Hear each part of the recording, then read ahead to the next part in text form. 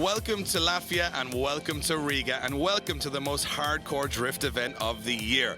After an insane start to the season in Płock in Poland and then a very unpredictable event in Hungary, the Drift Masters European Championship is ready to once again stake its claim that has become the Champions League of European drifting. Right now we stand here in one of the craziest layouts of a drift event anywhere in the world. But before we send cars to it, why don't we give you a little sneak peek behind the scenes of what makes this place just that little bit insane.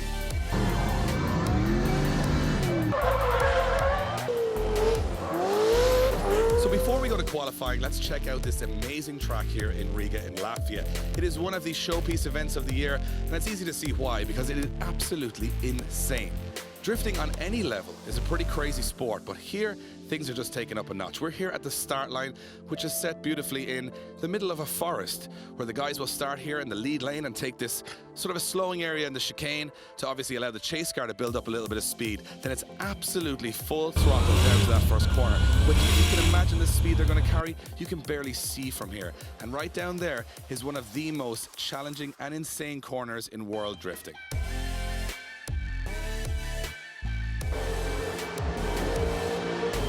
So I'm here at the initiation point, or the point where the cars start to break rear wheel traction. And it really sorts the men from the boys, because at over 100 miles an hour, you have to trust your machine and you've got to be confident, because you're heading into this gradual first corner that is completely blind. Not for the faint-hearted.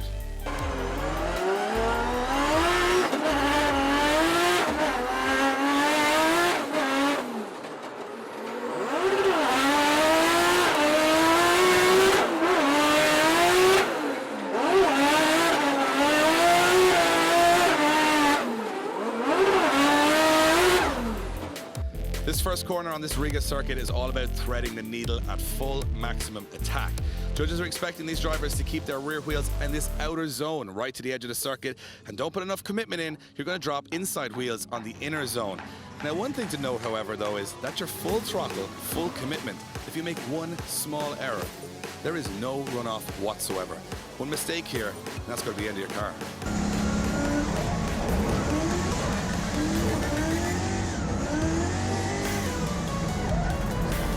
So after a full throttle first corner, well, it's pretty much the same story as you come into the second. You stay, if you're on the correct line, on full maximum throttle into our next transition.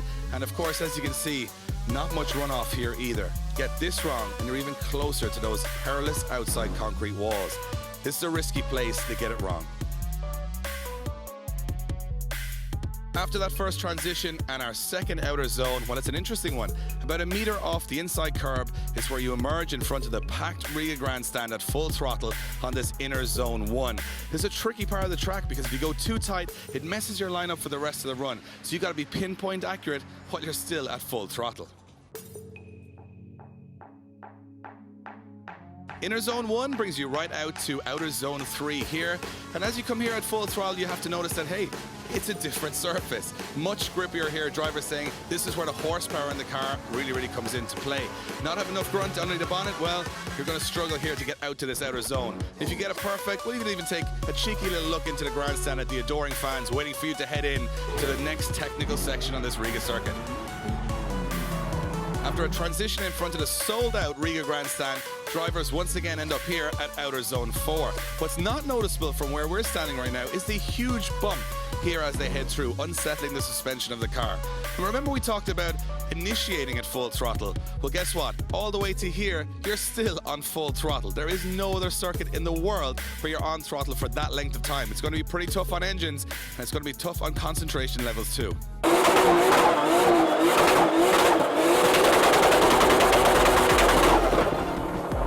So you would think after 3 full throttle maximum attack corners, drivers would get a break. They get a chance to decelerate at some point on this course, and they do. Of course, this being the Champions League of drifting, and 20 nations competing for that prize, the deceleration zone is just as scary, because when you decelerate from all of that speed you've built up, it's towards an immovable concrete wall. And as you can see, plenty of drivers already getting up close and personal. This is one of the most technical parts of the track that's certainly going to challenge our drivers throughout the weekend.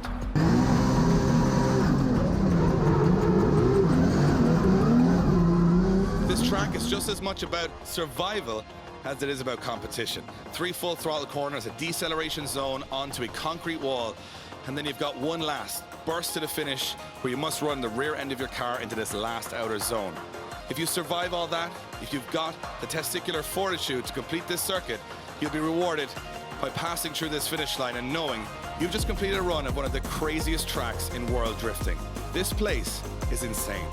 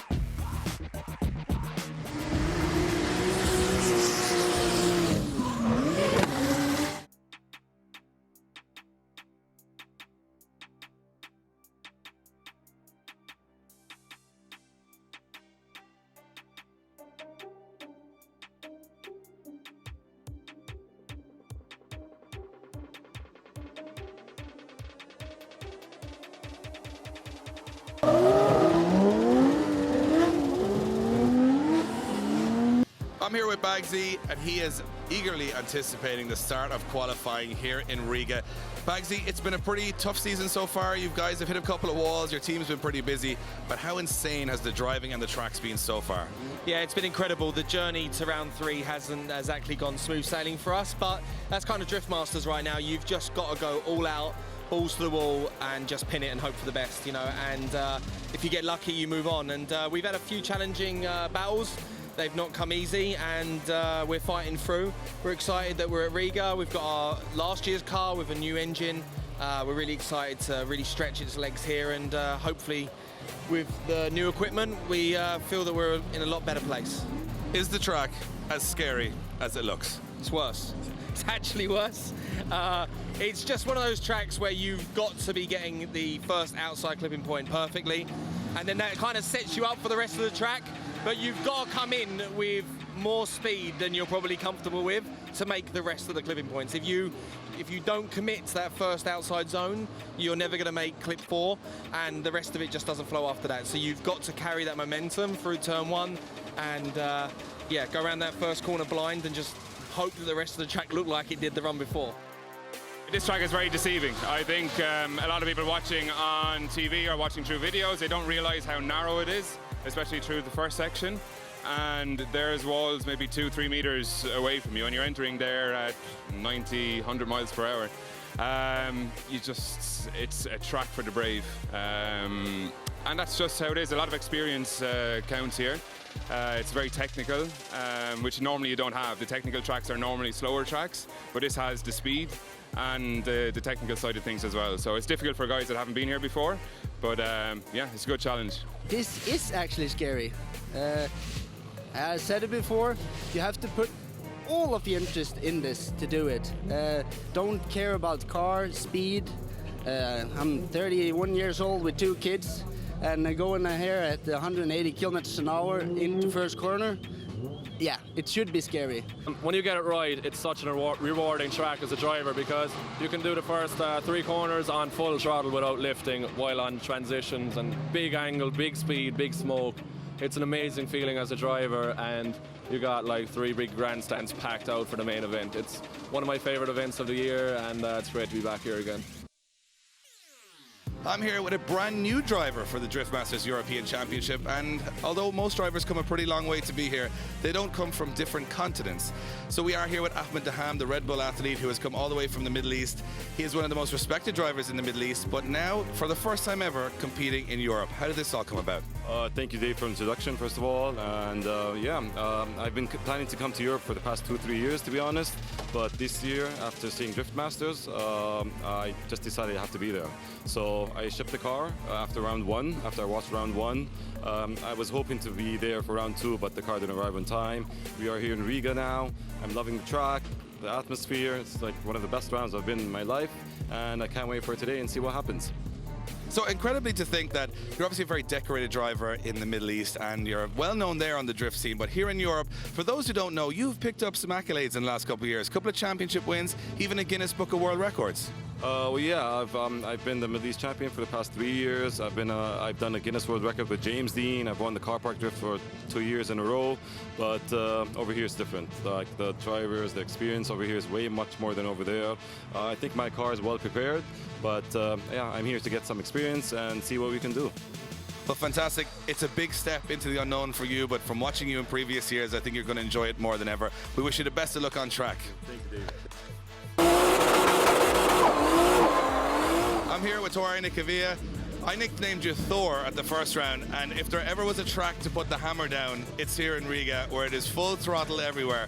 You've had a great season so far. It looked impressive in Poland, very impressive in Hungary, but this is a different place altogether. Have you driven this track before? No, it's the first time here in Riga, and the track is mental. It's so fast, and it's hammer time, to be fair, yeah. Now, of course, I mean, someone's like us, full throttle first corner, full throttle second corner, third. You build these cars with a lot of horsepower, and you build them to do crazy stuff, but I don't think they've ever been under as much stress to be on full throttle as they are here. It must be a very strange feeling, being on full throttle for that long. Yeah, it's like being on the dyno and you're doing the rev limiter for 30 seconds. It's crazy. Some people would say you shouldn't do that, but we're doing it and it's fun. So, of course, you're having a little look at the championship now. You're doing pretty strong at the moment, but obviously doing the best out of all the Scandinavian drivers that are here as well. There's a lot of local guys here, though. Christos Blues, Celia Siglite, this is their back garden. Those guys are going to be pretty tough to beat this weekend.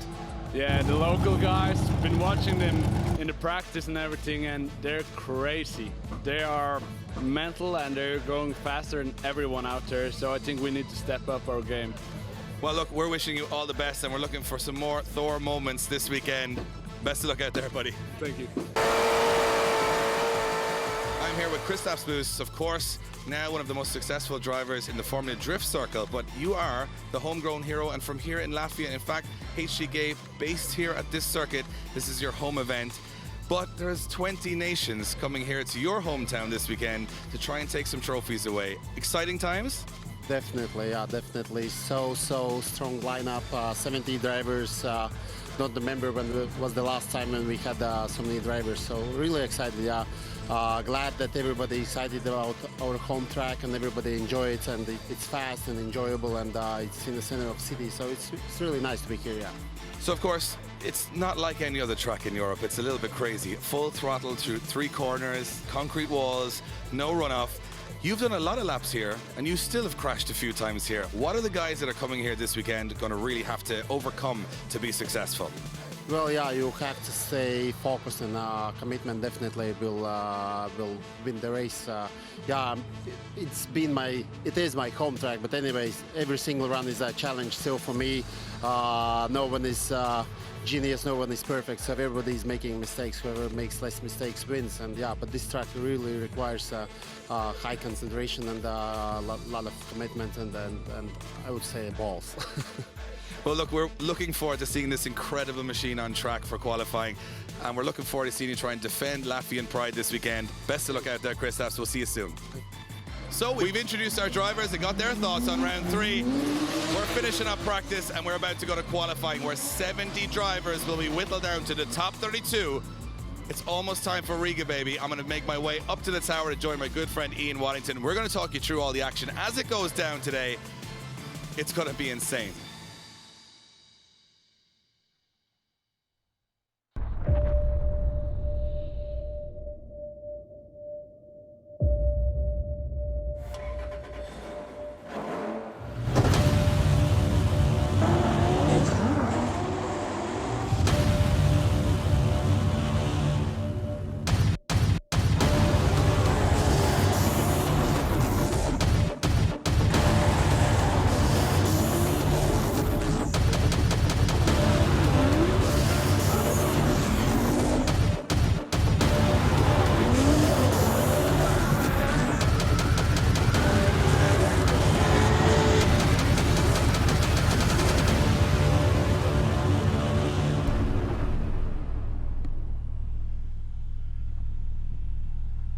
Ladies and gentlemen, welcome to Riga and welcome to stop number 3 on the Drift Masters European Championship Tour. My name is Dave Egan. I'm joined in the commentary box, as always, by my good friend Ian Waddington, and we're here to talk you through all of the insane action that's about to go down today. We started in Poland, we continued the run in Hungary, and right now we are preparing for one of the craziest drift events I think we're ever going to witness, Ian.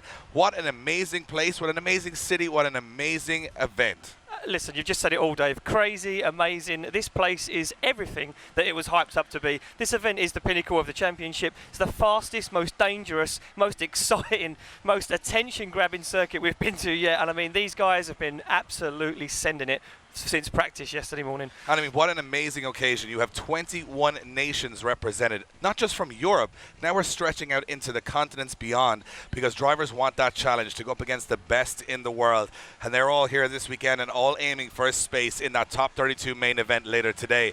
It's early in the morning. It's the Ian and Dave Breakfast Club because we are up bright and early for some incredible action. From my perspective, I think I've never been so highly tuned into practice because every run has you on the edge of your seat. Yeah, listen, these guys are sending these cars in at over 100 miles an hour. That's 180 kilometres an hour into a blind turn on camber, putting the rear wheel of the car, Dave, on the edge of the circuit. I mean, this is pinpoint accuracy stuff, and like you said earlier in the VT, just 2 meters and there's a solid concrete wall. There is no room for error at this circuit. I'll tell you one thing, Ian, I'm glad we're up here in the commentary box and not having to get in behind the wheel of one of those cars because, as Nigel Coffer said, and as you mentioned in the pre-show, it's for the brave. Yeah. This place takes no prisoners, no runoff, concrete walls, 100-mile-an-hour entries. You build these machines to do incredible things, but now they're expected to do incredible things. Even just to get a perfect run on this track is an achievement. And a lot of guys saying it's not about competition, it's just about survival today. Yeah. We are pumped up and ready to send cars here, and the sun is shining. Some threatening of rain later on today. You know what? I think even God himself is not going to spoil the occasion because he wants to see who's about to take this one to the podium. Of course, round 1, we had an incredible final. Conor Shanahan, 14 years of age, took on the world champion and beat him at the round 1. It set the precedent for incredible things to happen for the rest of the year. We went to Hungary and, of course, the heavens opened. And it is, of course, Gregor Szybki who managed to take down the world champion in the final. This is a championship where anything can happen, an equal opportunity for the best in the business to come out here and prove themselves. Exactly, like you say, prove themselves. And you know what? There was a lot of bad talk from a lot of drivers coming into this round saying, you know what, Gregor Szybki and those guys with E30s, they're not strong. Those cars are not suited to this fast circuit. Well, you know what, Dave? Yesterday in practice, those guys laid it out there and said, we're carrying momentum from Hungary. We want the win. We want to prove that Poland is the strongest country out there, you know. And of course, we've got that Nations Championship running in the background. Ireland just ahead of Poland right now, and another couple of countries now starting to climb up those ranks. Incredible to think our round 1 winner, Conor Shanahan, goes out onto this circuit with the least amount of horsepower on the grid. Yeah, Can you imagine? At over 500 horsepower. Where has this sport gone, Ian? It's gone into the stratosphere when it comes to machinery and builds. And right now we are preparing the last of our track preparations before qualifying. Look, anything can happen for the next couple of hours. We hope you guys tuning in at home are ready for some insane automotive warfare. And of course, we're going to be introducing our judges who are going to be basically talking you through everything that these guys are going to be trying to achieve on track. Now, if you're new to drifting, it's a little bit different than any other kind of motorsport. It's not about a start line and a finish line. It's all about style, angle, and speed, and collecting those clipping zones which are painted on the track. It's about keeping your car sideways at all times also. And sideways at upwards of 100 miles an hour is no joke. Our judges for this event are going to be David Callas, Kieran Hines, and Kevin O'Connell. Those guys are going to be basically having to whittle over 70 drivers down to just 32 here in the qualifying sessions.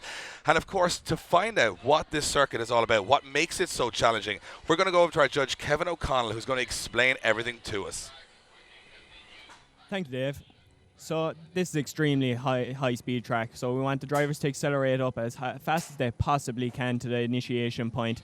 Initiation point starts at the start of outer zone 1, where we want the drivers to do either preferably a clutch kick or feint entry. A little dab of the handbrake will be okay, but we will mark the drivers down slightly. We want the drivers to fill that rear outer zone 1 all the way to the very finish. Then from that finish, we want the drivers to do a nice fast transition back onto outer zone 2, completely filling that outer zone touch and go. Then one of the most crucial parts of this, the next part of this track is inner clip 1, where we don't want the drivers to hit the curb on the inside there, which would be the natural line, but we want them to actually be out about a metre from that curb. Then we want the drivers then to go to fill then out onto outer zone 3. And then from there we want the drivers to do a nice fast transition back out of outer zone 4, completely filling outer zone 5. Then this is where the track really starts to get technical, coming into the deceleration zone and into outer zone 5. We really want the drivers to fill that outer zone and rub the rear of the car out off of outer zone 5. Once they go through outer zone 5, then we want them to get back into the middle of the track. Nice quick snappy transition back onto the wall then and finish over the line, clipping outer zone 6.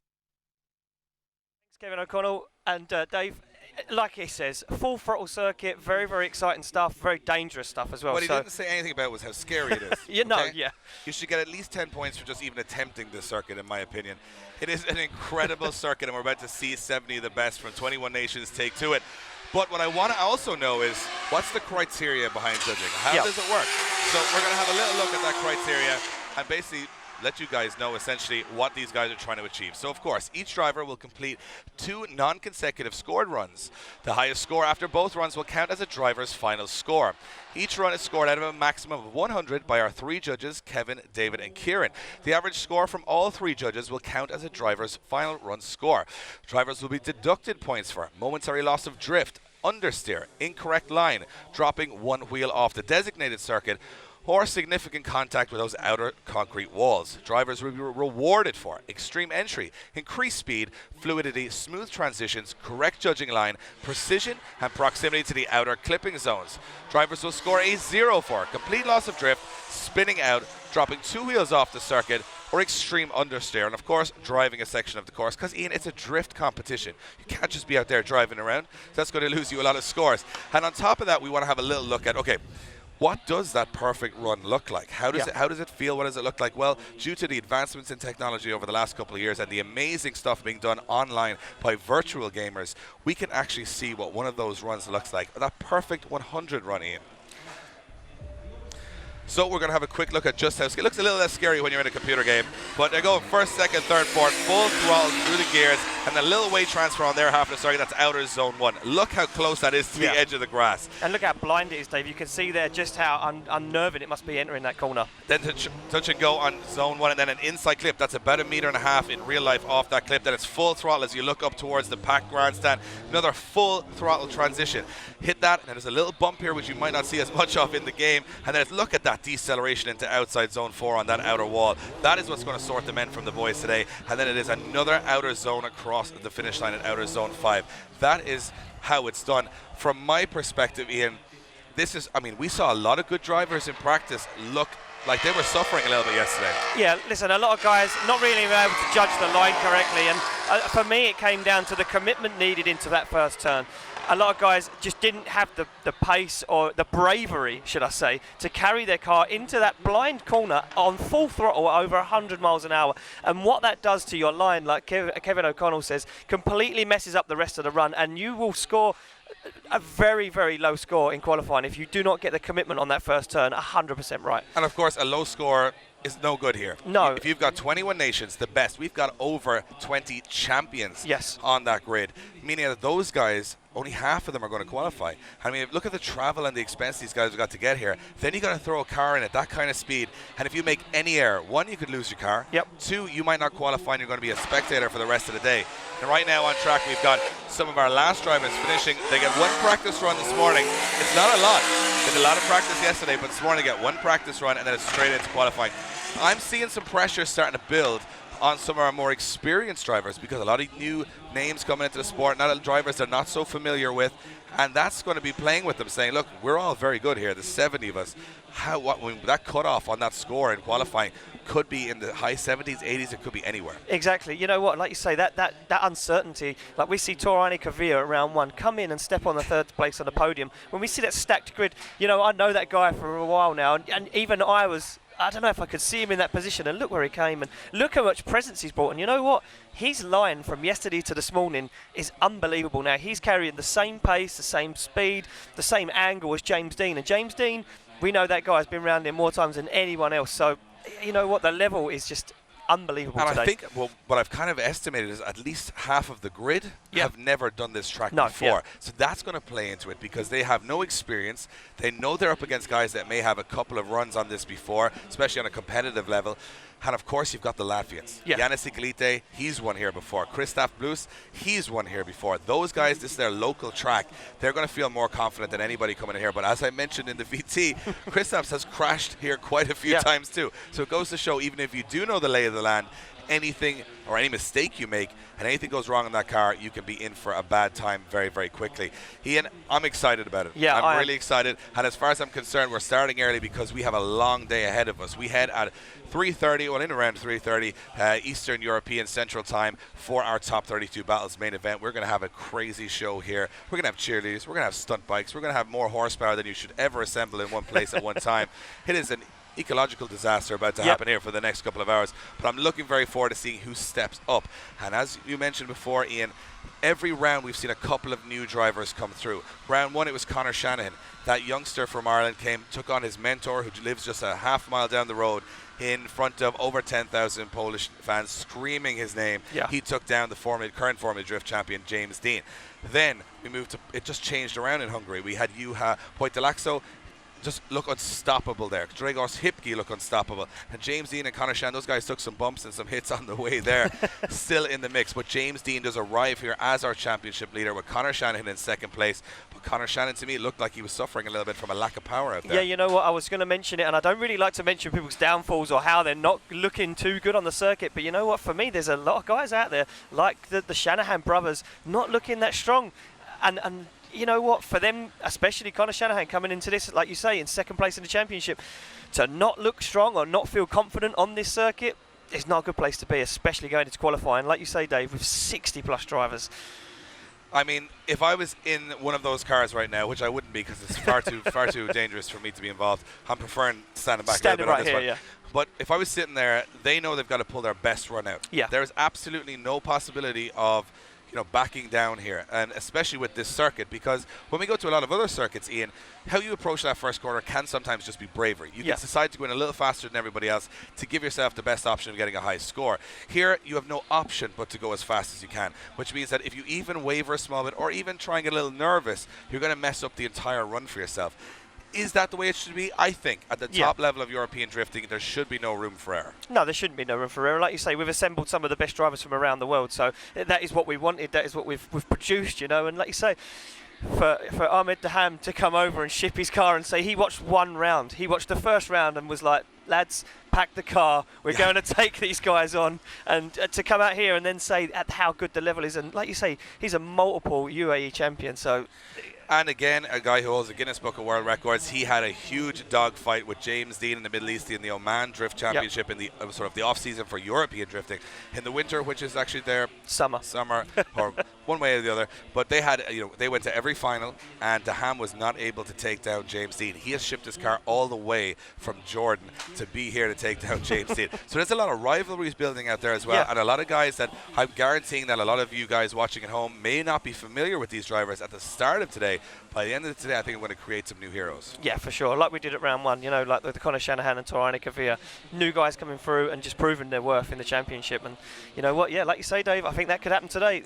Well, I mean, if you look at the progression of the sport, Ian, 5 years ago, 300 horsepower in a drift car, on any tires was an amazing achievement. Now we're walking around that pit area, and we are seeing the fastest stock chassis motorsport in the world.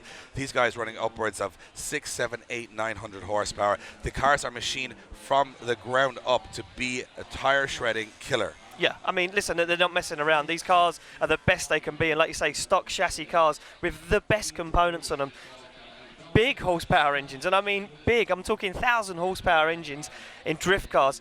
Big, sticky, semi-slick tyres, sequential gearboxes, quick change differentials. These guys aren't messing around. They're bringing the best equipment to the championship, and it just goes to show that the level they're at, they know they can't turn up here. Like you say, not feeling confident, not being on their best game, and definitely not bringing the best piece of equipment that you can. Exactly, and if you're new to the sport, I'm going to try to explain to you in I'm a very layman's terms guy. I'll tell you what a drift car is all about. Take a WRC rally car, right? Take out the engine, take the engine from a drag car, put that in, and then take away the drive from the front two wheels and increase the steering angle, then you might have an idea of what these guys we're heading for. Yeah. I mean, the wheel speed. I mean, I think Matt Carter was looking at his speedo yesterday. The wheel speed on his car through the first corner was 155 miles an hour. The rear wheels are spinning at. It's just insane. That doesn't. And that is the wheel speed through that first corner. 100 mile an hour is the actual clock speed. Yep. That is a scary moment. And again, if you drop a wheel on the grass, if you do it, you're going to go into that wall. Remember, this is not big budget racing. A lot of these guys are privateers. They own their own cars. They've put their heart and soul into them. Imagine one mistake and all that's gone. You don't build a car back up very quickly again. And these guys take a hit to that wall today.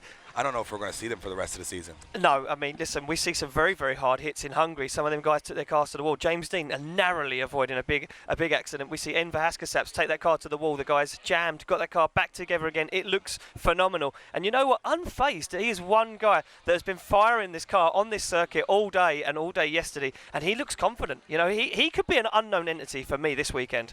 I think the entire place is an unknown entity right now because, of course, this is the party central of the Drift Masters European Tour. I'm even surprised some of these guys made it this far after the last couple of days they've had.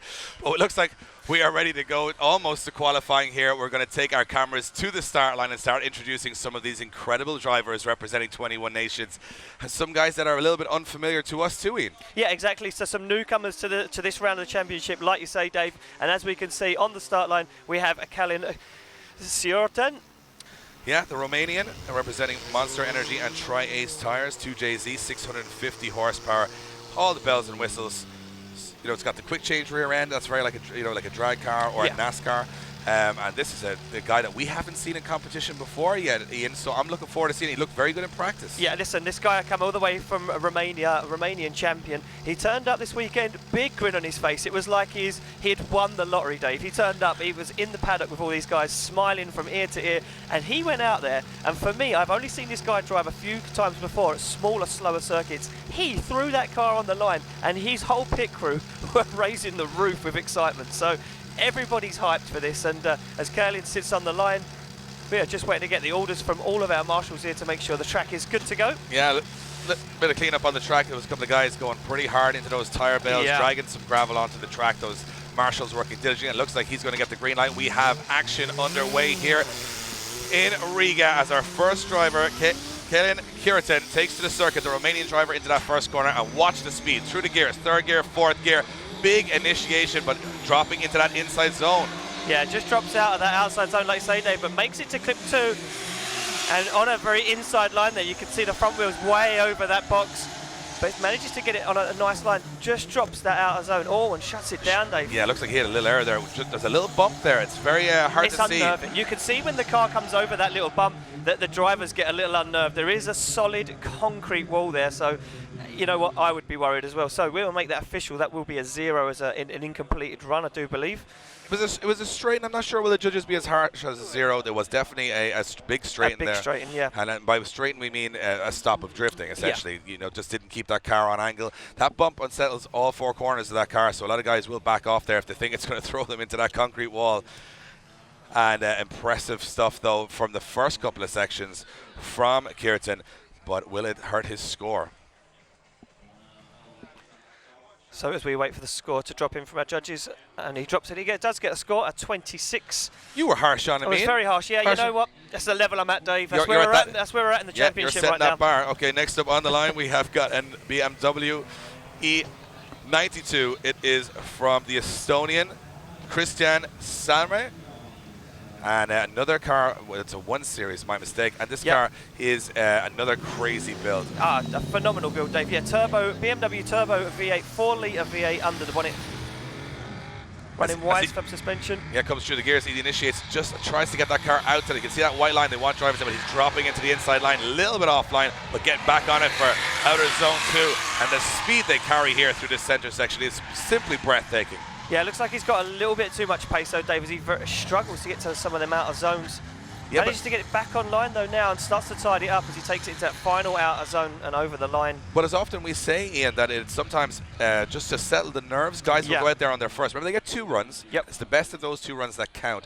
So on the first run, sometimes, nervously they'll say, let's just put points on the board. Let's not get a 0. Let's not leave ourselves with all the pressure for the second run. But with the level of drivers that are here this weekend, Ian, I'm expecting the scores to be pretty high. Yeah, exactly. And there's no safe runs. There's no way you can go out there and put that car safely through that circuit. You need to be full commitment, full tilt, like we say, Dave. And yeah, scoring big points here is where it's going to be in that top 32 as we await the score to drop in there from Christian. Yeah, Christian from Estonia puts a 56.3 on the board. So mid-pack score, something to settle the nerves, as you mentioned, Ian. He'll be happy just to have that car in one piece also.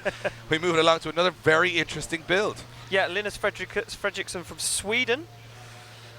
My mistake. It looks like we have Ingus Jakobsen on the line, the Latvian driver. So here's the first of our local heroes to take to the circuit in a very unusual E34 BMW Turbo V8 with Wise Fab, and even has livery running straight up the windscreen. I'm not sure if that's a ploy. Maybe he doesn't want to see how scary this track is. Maybe he wants to just do it by the force. Yeah, the less he can see, the better. As he comes off the line now, Ingus Jakobsen's needs to fire that car into the outer zone. You can see it there denoted by the white line, the solid white line all the way around that first zone. Keeps the back wheels in it, Dave, so not bad.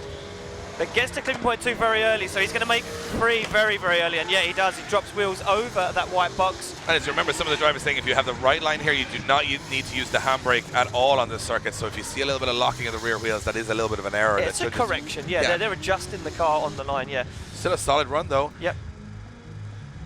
From Ingus there. Let's see what he scores from the judges. And again, this is just our first round of qualification. And you know what? This is the boring part, by the way, Ian. When they get to the battles, these guys go head to head later today, inches from each other and those outer zones. That's when it just gets really heated. Yeah, that's when the excitement really starts leveling up, like you say, Dave. So if you think about this football match, this would be kicking a ball against the wall at this point, and then we go full on seeing head to if head. you can kick the ball.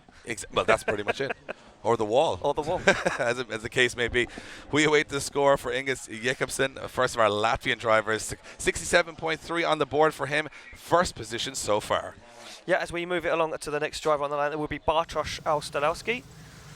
So Bartosz Austalowski, this is an incredible story. An injury sustained, Ian. What an incredible man. This man drives the car with no use of his arms. Yeah, you can just see him there shutting the door with his foot. This guy actually drives the car using his left foot, steers the car, changes the gears with his other foot, and the car specially adapted for Bartosz. And still 580 horsepower LS3, and of course using his shoulder for the handbrake and for changing gears. This is an incredible achievement. Amazing. An amazing showing of never give up. If you love a sport, make it work for you whatever way you can. But this guy is a sensation. However, coming a little bit offline there, and again, despite his disadvantages, he will be judged as everyone else. That's how drifting works. So, you know what? Putting a score on the board there, but I've just been admiring his ability all weekend, and just that never say die attitude. I love that. Yeah, he's a very courageous guy, and yeah, he will score a 0. He did drop wheels off circuit, but you know what, for me, it was just he carried a little bit too much speed into outer zone 4. If he could have slowed that car down, that would have been a good run. Up next on the line though, Dave, we do have a very local guy. Yeah, and probably on the grid today, ranked probably second highest in the world, essentially, with his current run of form in Formula Drift. It is Kristaps Lus, the Latvian Formula Drift driver and co-owner of HGK, which is based here at the circuit. And he's a man who knows his way around here. Yeah, he definitely does as he fires that E46 BMW in Master LS. Look at this, Dave, from Kristaps Lus as he fires that car and absolutely nailing that qualifying line. Doesn't get out to that outer zone 4 and keeps the car absolutely pinned. Slows it down. Oh, what a little shutdown. Shuts it down. Yeah, manages to get it going again, but big error there from Kristaps Lus. We were talking to Kristaps yesterday. This is a car they built as an experimental chassis 7 years ago or so to start preparing the build of his Formula Drift cars in the USA. So this is kind of going back to the old school for Kristaps. And he said the car is too fun not to drive, but it looked like he had some mechanical issues there as he came through that last section. I think the judges will be swaying almost towards a 0 there. Yeah. So judges are deliberating this one, talking about the score. Like I say, me being very harsh earlier, saying that a little straighten is a 0, but like I say, that's how I feel the level we're at, you know. And I think we've expected that now, and, Yeah. I think, you know, you are very harsh, Ian, as we know, Very, very as a human in general. But I mean, we were getting food last night. Ian, he just threw the plate back at the woman. You know, that's kind of how he is. But you come across right nicely on the live stream. And Okay, there we go, 0, 0, yeah. Kristaps Blues is going to be jumping into 4th place, but that's because no one else has scored. He now is under pressure. This is his home circuit, and he sits on a 0 after the first run. Yeah, he has got a lot to prove right now. As we move back to the line, Francesco Conti, the Italian. Yep, moving things to a very unusual chassis. This is actually an S13 that looks like an S14, has an S14 front and rear end, but it runs a VR38, which is the engine from the R35 GTR. Crazy build, 800 horsepower, and a man who's got a lot of experience out there. Yeah, a European driver, been on the scene a very, very long time. And look at that line as Francesco Conti gets that car all the way out to the outer zone 2. Starts to pull it back in for 3. Look at that, nice and deep into 4. Slows the car down at the acceleration zone. And this is where the driver's getting it wrong. You see the car there bump over that bump. It just looks like a little bit of hesitation. Yeah. I mean, look, we all would hesitate if we're throwing our pride and joy at a concrete wall after all that speed built up. But it does look like these guys just playing it a little safe at the start, and we expect that they will know from their teams what the score expected as things drop in towards the end. So I don't think those safe runs are going to matter much later in the day when you're going home unless you put a top score in. So that is a 59 from Francesco Conti, the Italian. Jumps into 2nd position so far. A long way to go yet, though. Next up, another HGK build. You think about it, drift cars now running full carbon Kevlar outer skins and bodies. It's incredible. Yeah, I mean, and this car built right here by Kristaps Blues' team. HGK built Harold Valdemar, the Estonian, winner of the 2017 HGK Drift Challenge here at Riga, as he fires that car in. He's currently 2nd in the Baltic Drift Championship. This is an LS6 600. Look at the aggression. Yeah, look at this from Harold Valdemar. This guy bringing it, absolutely nailing that outer line, Dave, getting that car pinned all the way out. Look at the line from Harold Valdemar, running at the back of the car on the wall. This is going to be a big score. Stands on the accelerator, perfect transition. Almost over-rotates over the line. But almost got a little too excited towards the end. Stuff there from Harold Valdemar. Yeah. Almost pride before a fall towards the end, and he managed to keep that thing together. Incredible run. It goes to show how much experience he's got on this circuit, how aggressively he went into that first corner. Yeah, unbelievable aggression. And you know what? It put it on the line and carried the momentum all the way through. And it just goes to show, you get that first corner absolutely pinpoint perfect. It pulls you all the way through to the line. And the score drops in for Harold Valdemar. Will it be a big one? That is a 84.3, puts him into 1st position, and he looks as cool on the scoreboard as he does behind the wheel of that car. Incredible stuff from the Estonian, and he now heads to the top of the leaderboard. Next up, Andrius Chiberka from Lithuania. He is the Lithuanian champion, so we're expecting big things here. He's driving an E30 BMW S54 Turbo, and he's only got 1,000 horsepower in, so just he's 1,000. underpowered here. And look at that entry. Yeah, this guy been absolutely nailing it in practice all weekend, but gets on a shallow line, drops a wheel way over the curb. Completely gets it wrong. It's messed up his line, David. Yeah, he's on playing catch-up now. Dropped 2 wheels heavily over those curbs. It's not as easy to see from watching on the screens or the live stream, but at the same time, that curb is about a foot high. So once you get up on it, it settles the car. The front wheels are now kind of half on and off the ground. It messed up his run badly there. So from a very good aggressive entry, he started to lose it all as he went almost running the wall, which isn't even on the track. And he got away with that one, I think. Yeah, I mean, he was very, very lucky. A lot of guys yesterday were dropping on that curb, DB'd in tyres, and nearly putting the front of the car into the wall. So, you know what? For me, it's going to be a very, very low score for Andreas Schiberka. He had a lot of errors there, and he'll know that himself. You Yeah. know, I mean, he was going for that. You risk it to go for that big score, but at the same time, that's how knife edge it is. You make one mistake and it messes your whole run up. 38 on the board, as you can see, 5th position at the moment, but he's going to have work to do. Yeah, exactly. So we move it along back to the line. It will be Mikael Norman-Tuts, the Estonian, the North European champion. Yeah. Driving an E46 Turbo V8, 750 horsepower under the bonnet, Dave, and this guy was looking very good, a new contender to the championship at this round. Look at how wide he's initiating. Look, he gets that rear wheel all the way into that outer zone, keeps the car pinned, and on a very good line right now is Mikkel. Look at this from Mikkel, very deep, a little too deep. Yeah, drops off the track. You can see the speed he was carrying. I almost took a little moment there. I was like, he could end up in those barriers, but he gets away with it. He's held it together, Dave, and he's put in a very, very good run. The AIM Cola sponsored driver takes it over the line, and you know what? Apart from the wheel drop there, going a little bit too deep in that outer zone 3, it's a very nice run there. Yeah, From as they come to that second corner, they've got an inside zone to hit. Yeah. He missed that inside zone to make sure he made the outside zone. But at the same time, it was nearly a more rewarding zone for him. It got the line right after that point. It, yeah. But it goes to, the aggression there on the transition. I thought he was going to take our tower down, and he was coming in that fast. Incredible stuff. Well, I hope not, because I want to see top 16. That's true. So nobody should try and hit the tower at any point before we get there. Even in the final. Even in the final, yeah. We want to see the whole thing. We want to see the whole full thing, yeah. So we wait for the score to drop in there for Michael Tutz. Judges just deliberating this one, Dave. You know, a wheel drop. It's only one wheel. Is it going to hurt his score that much? The run was very good up to that. Now look at this, a 62.7 there for Michael, drops him into third position so far. He'll be happy with that, and he knows where he has to improve. What a great addition to the championship. Yeah. Looks very strong out there. Next up, we have the man from the Middle East, from Jordan, and he's done a lot of competing in the Middle East. He is the highest ranked driver in the Middle East territories. It is Ahmed Daham representing Red Bull, and he is running 1,000 horsepower with the craziest anti-lag system I've ever heard on a car. It pops, it bangs, it shook windows in the streets. Oh, wow. And he has an issue straight away off the line. That is unfortunate for Ahmed Daham, because he looked so on form yesterday in practice, and it looks like just when it matters now, the car is causing some gremlins. You know what, Dave? This guy, I watched a lot of his social media stuff. I did some research on him, and his driving is phenomenal. And coming into this event, I thought, is he going to you know what? Not even making guys? it to the end of the circuit. That looks like a bad time for Ahmed Daham. Now, of course, he is an engine tuner by trade. That's what he does, so he'll be straight in with his team to have a look at that. But and it looks, Dave, like we've got some oil on the circuit, so could potentially either gearbox, differential, or engine been at fault there. I mean, let's hope it's an easy fix for the guys. I'm no expert, Ian, but if all the oil is on the track, that means it should be in the car, and that means something in the car had no oil, and that's going to cause some damage. Yeah, I mean, not good for Ahmed Daham. No. Did we make it official?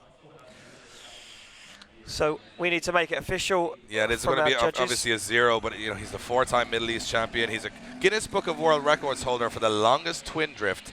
They did over 50 minutes door-to-door with James Dean. 50 minutes. Yeah, there we go. A 0 there for Ahmed Daham. We put him into 8th position. And fingers crossed, Dave, you can get that car fixed, because I was very excited to see this guy drift. Like you say, shipping this car over here just to beat James Dean. So that's commitment for you as we await to get Ahmed's car off the circuit.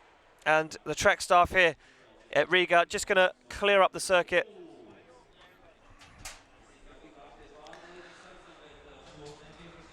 So Ahmed Daham is obviously going to be needing some recovery, and of course, whatever that issue may be, let's hope it's not that terminal that he can get back out for a second run. It's a long way to come, all the way from Jordan here to Latvia to try and compete against the best in Europe. And he's had such a dogfight with James Dean in the winter. He wanted to continue that.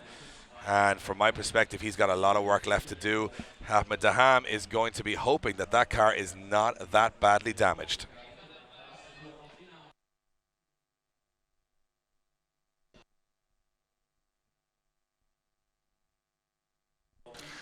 So, yep, as we await to get Ahmed Daham off circuit,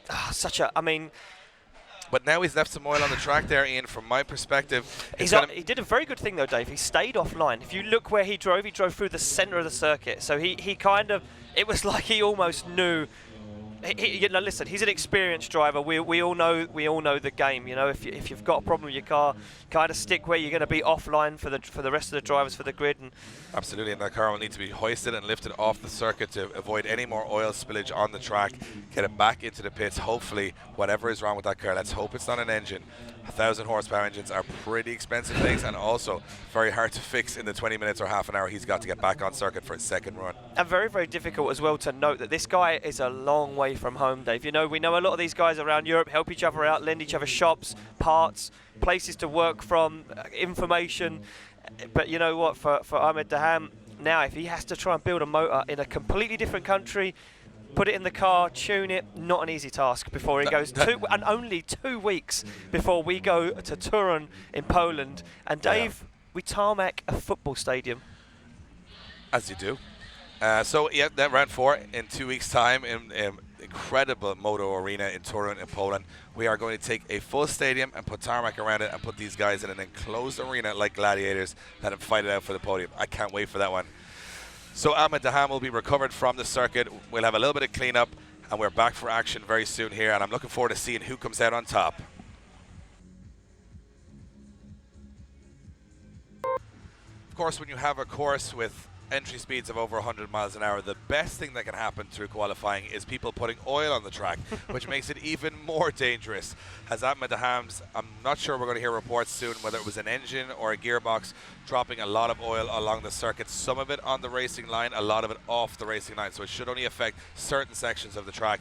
But an unfortunate start for him and our team here working tirelessly to try and get that car back, or the track rather, back to perfect condition. Of course, we want those track conditions to stay consistent for every driver in this qualifying session. Yeah, and like you say, Dave, I mean, a car's going over this circuit over 100 miles an hour. The last thing you need is to be hitting a little patch of oil, right? So, I mean, I'm scared enough as it is, Ian, and now I'm even more scared for these guys. I mean, some of these I know personally, and I fear for their lives right now. I mean, this sport just is insane. Yeah, listen, we ramped it up from Płock in Poland. It's just got crazier and crazier and crazier. And can you imagine years ago someone said, I'm just going to do some donuts?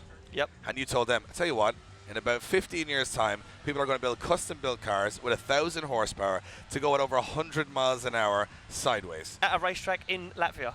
In a forest. In a forest. I mean... And then do a street parade the night before to show everybody in the local town exactly what's going on. That to me... And we're going to drive 60 race cars, full-bred, race-fueled, semi-slick tired race cars down the streets where you live. 7 kilometers through the center of the city. Yeah. Into the middle. People were just enjoying some coffee, having a nice dinner, having their evening meal. Families were there. Next thing, bang, bang, bang, anti-lag, and 70 drift cars come rolling through the city streets. It was a spectacle. Yeah. With a full police escort. I've never seen anything quite like it. I saw a 15-year-old child from Ireland drive a 700 horsepower car through the main streets of a European city, and the police give him the thumbs up. Give him the thumbs up, yeah. I mean, it's Riga. Yeah, that's what it's all about. Riga. So it's a differential we're hearing from Ahmed Daham's car. That's good.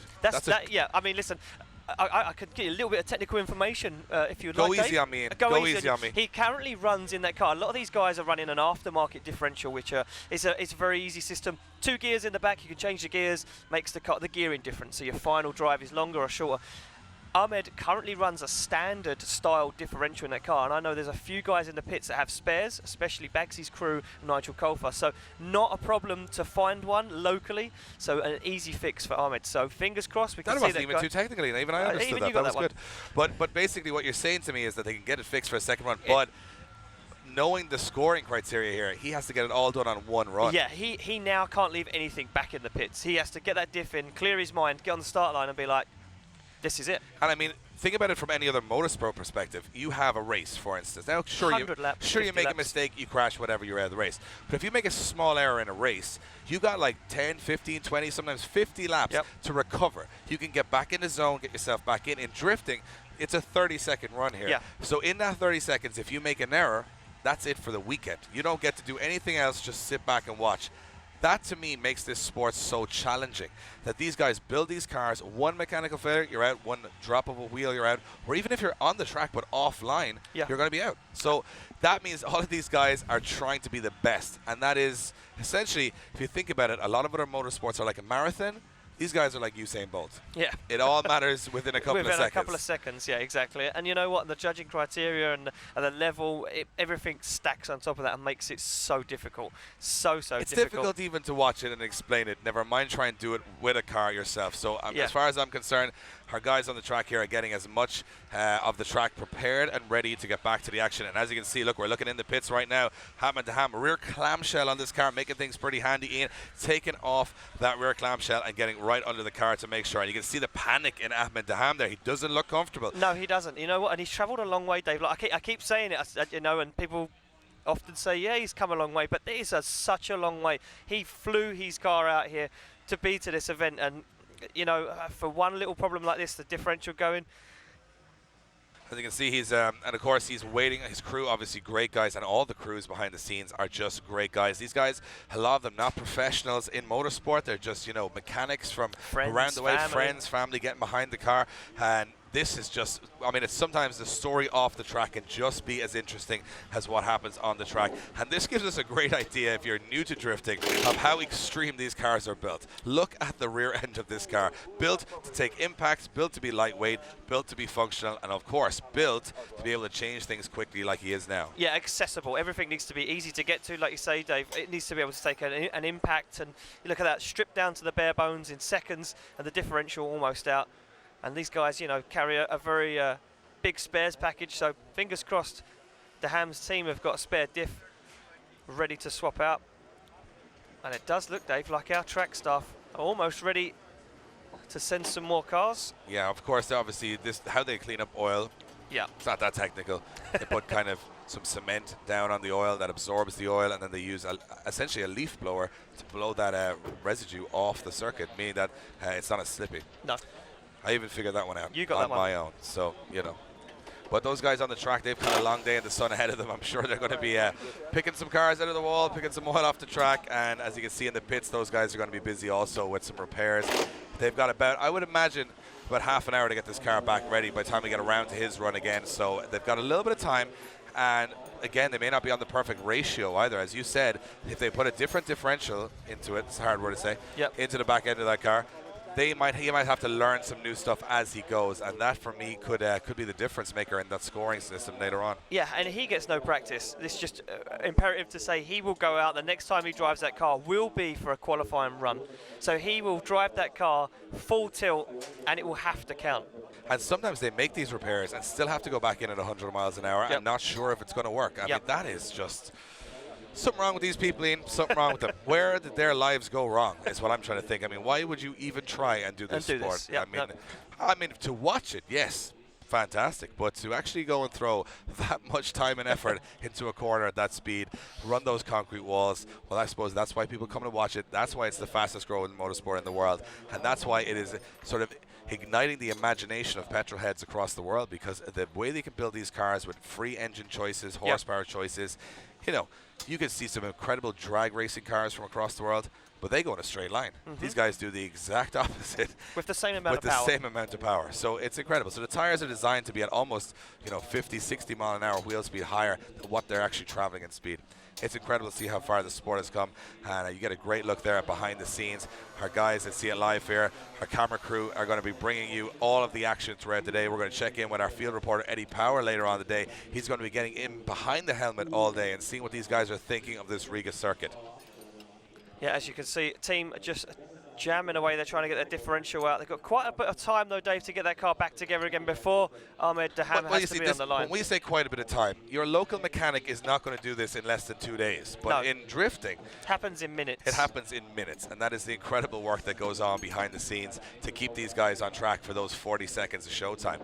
So it looks like our track is almost ready to start sending some more cars. I'm looking forward to seeing how these guys adjust now. There might be a small bit of residue on the surface. It's not going to make it any easier. No, it definitely isn't going to make it any easier. And you know what, for me as well, sitting on that start line, the next guy up sitting on that start line, Juha Rittinen, the Finnish driver, ex-Formula D driver. He's got a lot of experience under his belt.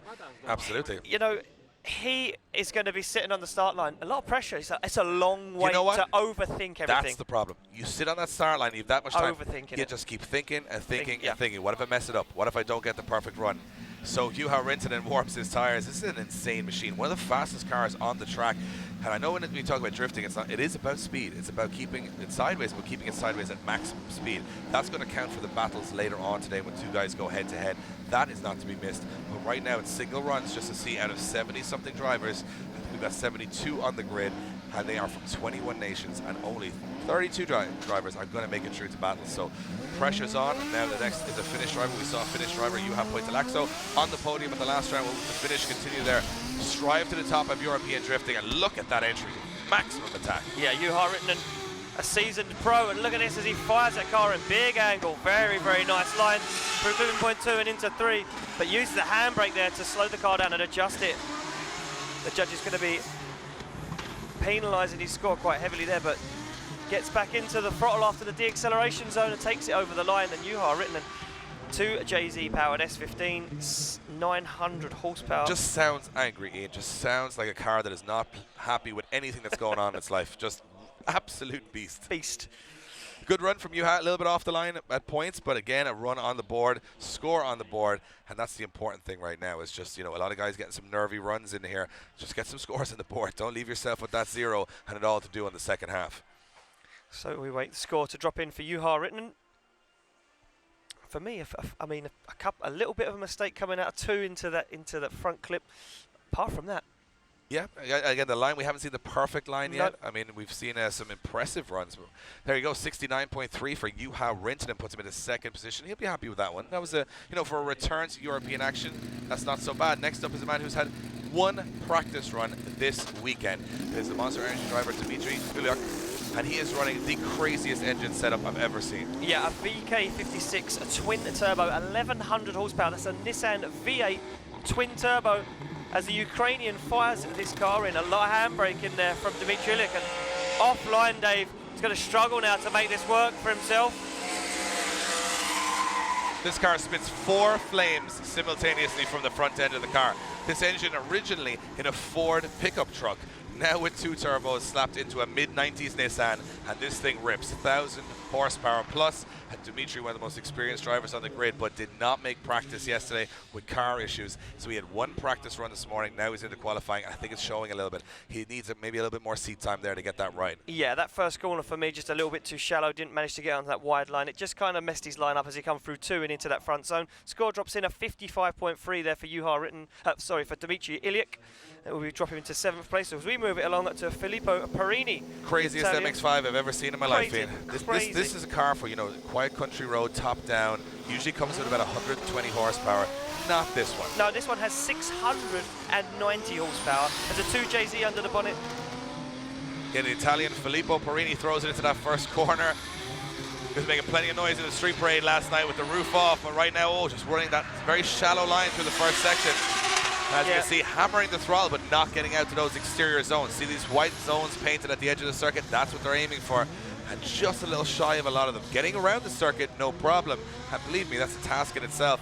But if you want to score above the 60s or 70s, you're going to be expected to get the rear wheels into those zones. And Filippo missing a couple on that occasion. Yeah, I spoke to him last night at the street parade. He said that last night on the street parade was the first time all weekend the car has run 100%.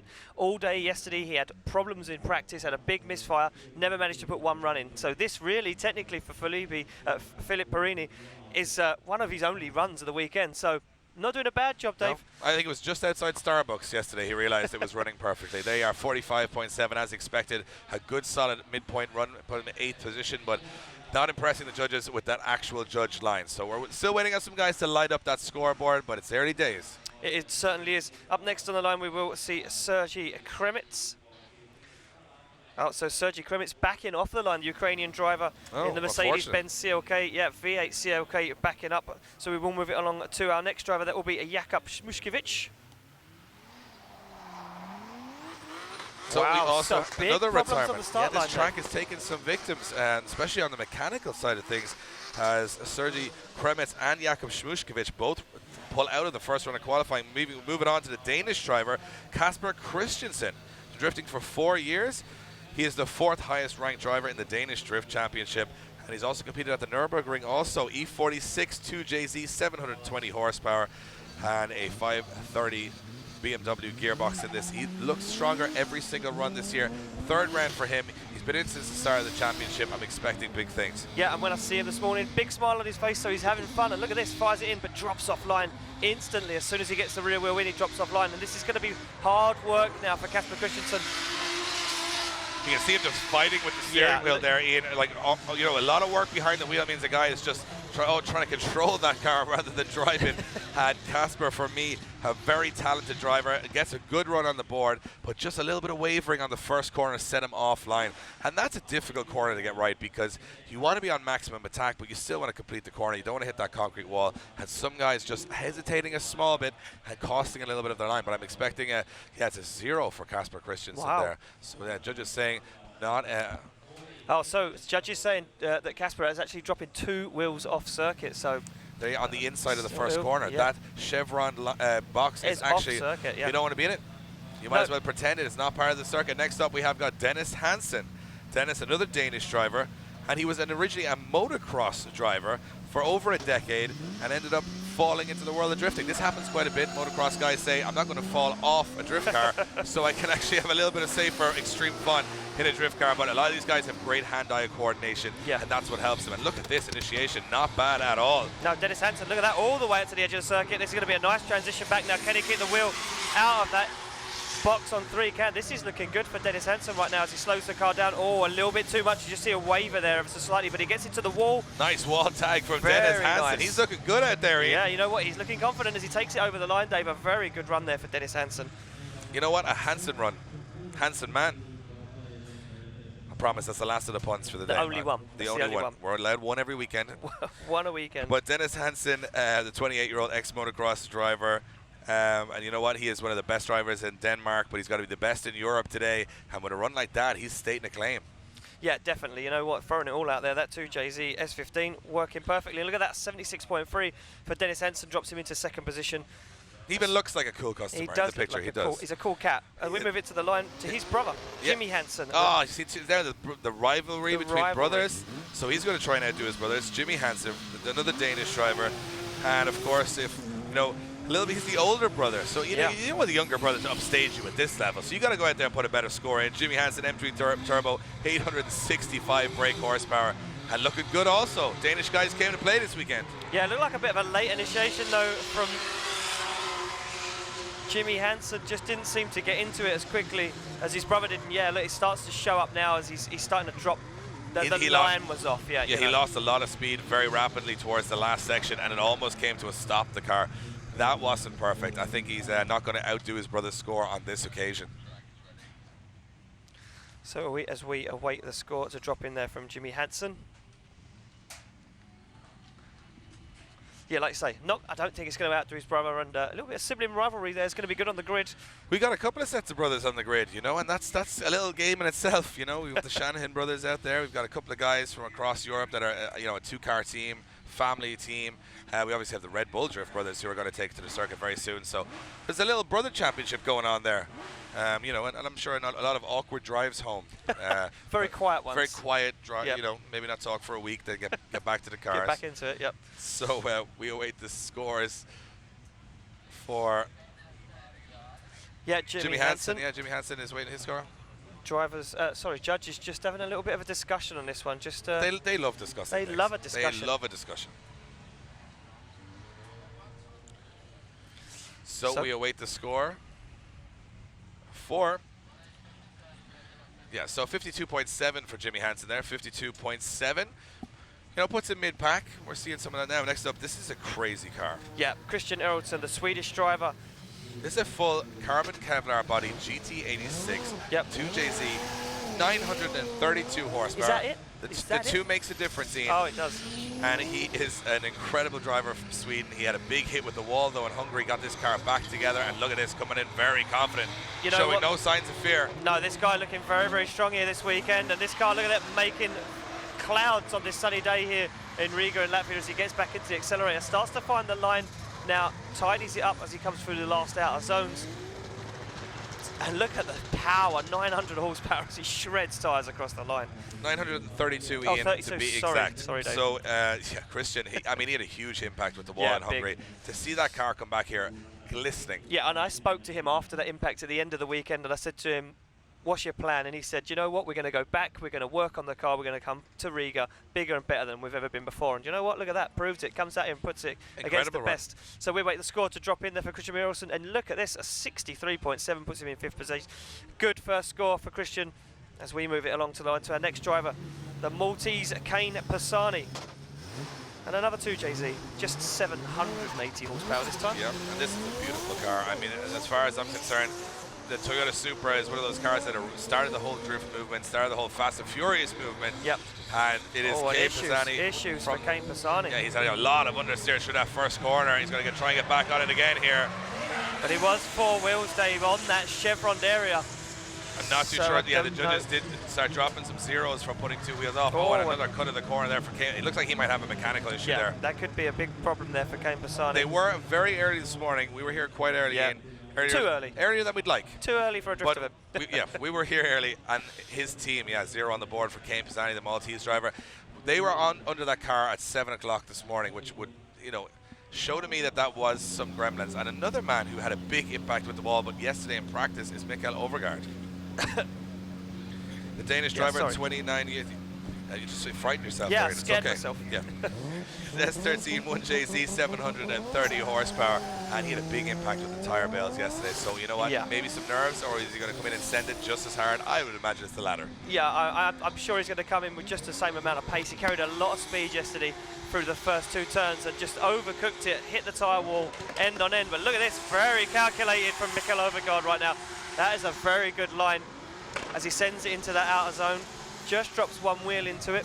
Not as deep as we'd like to see, but a perfect wall run. Stays in it over the bumps, Dave. Full commitment there from Mikael Overgaard. A good run from Mikael Overgaard. Not perfect, but again, just we got to see them filling those outer zones with both rear wheels. He's just dropping one in here or there. But again, it's what the judge is looking for. Is a commitment. I mean, big angle, big smoke, lots of speed, and no fear after having a big impact yesterday with the tire bales. He comes in just as hard today. And a 57.3 is his reward. Into 8th position he goes. So a good score there for Mikael Overgaard. As we move to the line, it will be Kim Mathiasen, the 31-year-old Danish driver. And LS1 E46. This guy looking more and more at home on these faster circuits. Yeah, he's got a lot of experience, especially on faster circuits. He's driven, across Europe. He's been at Gatwick. He's been to a lot of crazy events at the Nürburgring. So he's not afraid of these big fast tracks. That's going to play into his advantage here. This crazy LS1 500 horsepower BMW. You know what? He's on the bottom end of the power bracket, but looking on the top end of the aggression bracket as he throws it through those first 2, just drops up on that curve. Yeah, hops the wheel up on the curb, Dave, so he is slightly offline. It's going to hurt his score, and as you can see now, that starts to put into effect where he is on the circuit. He completely drops that out of zone 4, gets into 5, and he's going to fulfill 6 as he takes over the line, but a few errors. But you know what? Yesterday in practice, he was looking strong, so... Again, look, there's a little nerves out there. You got to be, look, I mean, you have 40 seconds to get the job done. It's going to start weighing in on your head. There's been a couple of delays with some, oil on the track. These guys are maybe overthinking a little bit. There's a little intimidation. If you're watching around at all these champions around you on the start line saying 51 on the board for Kim Mathiasen, 12th position so far.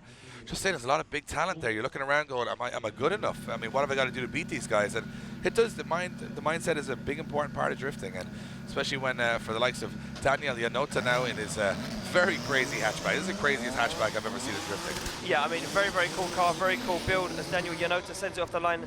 An M50 B30 under the bonnet, 3-litre turbo BMW engine. Oh, but big wheel drop there. It's wild, it's crazy. I've enjoyed it. Wild. He went into the grass and said, you know what, I'll just keep it planted to the floor, and he got away with it. But it's a wild run from Daniel Janota. And it's probably the most entertaining run of the competition so far, but the judges aren't looking for entertainment, they're looking for criteria. And 2 wheels well off the circuit there around the first corner, and clouds of dust and smoke filling the circuit here as our marshals go to inspect just how much digging he did out into that first corner. He kept it in though. He kept it in, yeah, and you know what? That's probably the best thing he could have done was stay on the accelerator. If he would have come off the throttle, we could have potentially seen the car completely change direction and head towards that concrete wall, and that wouldn't have been good for Daniel Janota. First of our drivers representing the Czech Republic, so of course, such a wealth of experience and such a mixed bag of experience and styles and chassis and engine setups. It's just so exciting to watch. Yeah, and we make it official. It will be a 0 there for Daniel Janota, so 16th place currently, but gonna have to make it all count on his second run as we move it along to a guy in a not the same car. Yeah, not the here's same what car. you do. You drive a fully carbon fiber Ford Mustang with a 4.8 V8 turbo, and then you say the Mustang suspension brakes, so you put a Mustang engine in a BMW. Because that's what you do. That's what you do if you're from Austria. Yep. And your Brandy Brandner as he throws into that first corner. Yep. Just dropping a wheel on that inside chevron. Yeah, Brandy Brandner there, like you say, Dave, dropping a wheel on that inside chevron. Teething problems this car, brand new build for this round. Like you say, problems with the car after Hungary, big impact with the walls, saying that the chassis was damaged very significantly and they didn't want to repair it, so they put the power plant from that car into a BMW. I would imagine that is one of the only BMWs in the world running a Ford Mustang engine. I would say that turbo. I would say that is a very unusual swap, and it's what they had. They had that. That's Brandy Brander's old car and his new engine from the new Mustang, and then they just Frankenstein that together, and he's pulling it together, putting some runs in. Not the prettiest, but something to He's work making with. it work, And yep. the car seems to be working. 53.3, 11th position for Brandy Brandner. As we move it back to the line, we see what the first of our English drivers, Matt Carter, sits on the line from Great Britain. To 1.5 JZ under the bonnet of this Nissan Skyline R32, representing a team Jap Speed and Maxxis tyres. Now this guy, Dave, has had one hell of a season so far. It's all been bad though. Bad luck at round 1, bad luck at round 2. Didn't qualify in round 2, had mechanical issues, but look at the speed. He's coming to that first corner. Look at the line. Yeah, Matt right Carter. to the edge of the circuit from Matt Carter. Wow, look at the aggression, Dave, as he puts that car 90 degrees to the wall. Unbelievable stuff from the 2017 UK champion, but completely drops it offline, gets it on the wall. He's dropped clipping point out of zone 4 there, so that's going to hurt his score, but what commitment. Nice from to Carter. see Matt Carter on top form and the car working. They had electrical gremlins on Wednesday. They got it sorted. He was the most aggressive we've seen through the first 2 corners, but it just fell off a little bit towards the 3rd corner when he couldn't get out to that outer zone. Still got back to the wall okay, but a little bit of straight lining there, so judges will be watching for that. But lots of I would say positivity in that run. It looked good. Car is looking good, and trying to turn the season around. Of course, the pride of the UK, Matt Carter, 2017 UK champion in the British Drift Championship, and looking like he's taking no prisoners today. Yeah, it looks like he's come out with all the intent as we drop the score. And look at this, a 73.3 for Matt Carter. And with that big error, so he's got a big score in him, Ian, if he can tidy up that last section of the track. Next, we move along to Jim Olofsson from Sweden, 29 years of age, 3rd place in the Swedish Championship recently. This is an M50 Turbo, 750 horsepower, representing Simpson Racing. And you know what? Another Swedish driver who's been looking good in practice. And Jim, he finished in the 2nd place in the Race of Champions in Scandinavia, so a bit of experience in a lot of motorsports. But drifting, his chosen target, I suppose, at the moment would be the right word to say. This is his target, to do well at this particular sport, and he said it's the most difficult he's tried so far. So we believe him. Yeah, I believe him. Yeah, he had an impact with the tyre wall on Friday.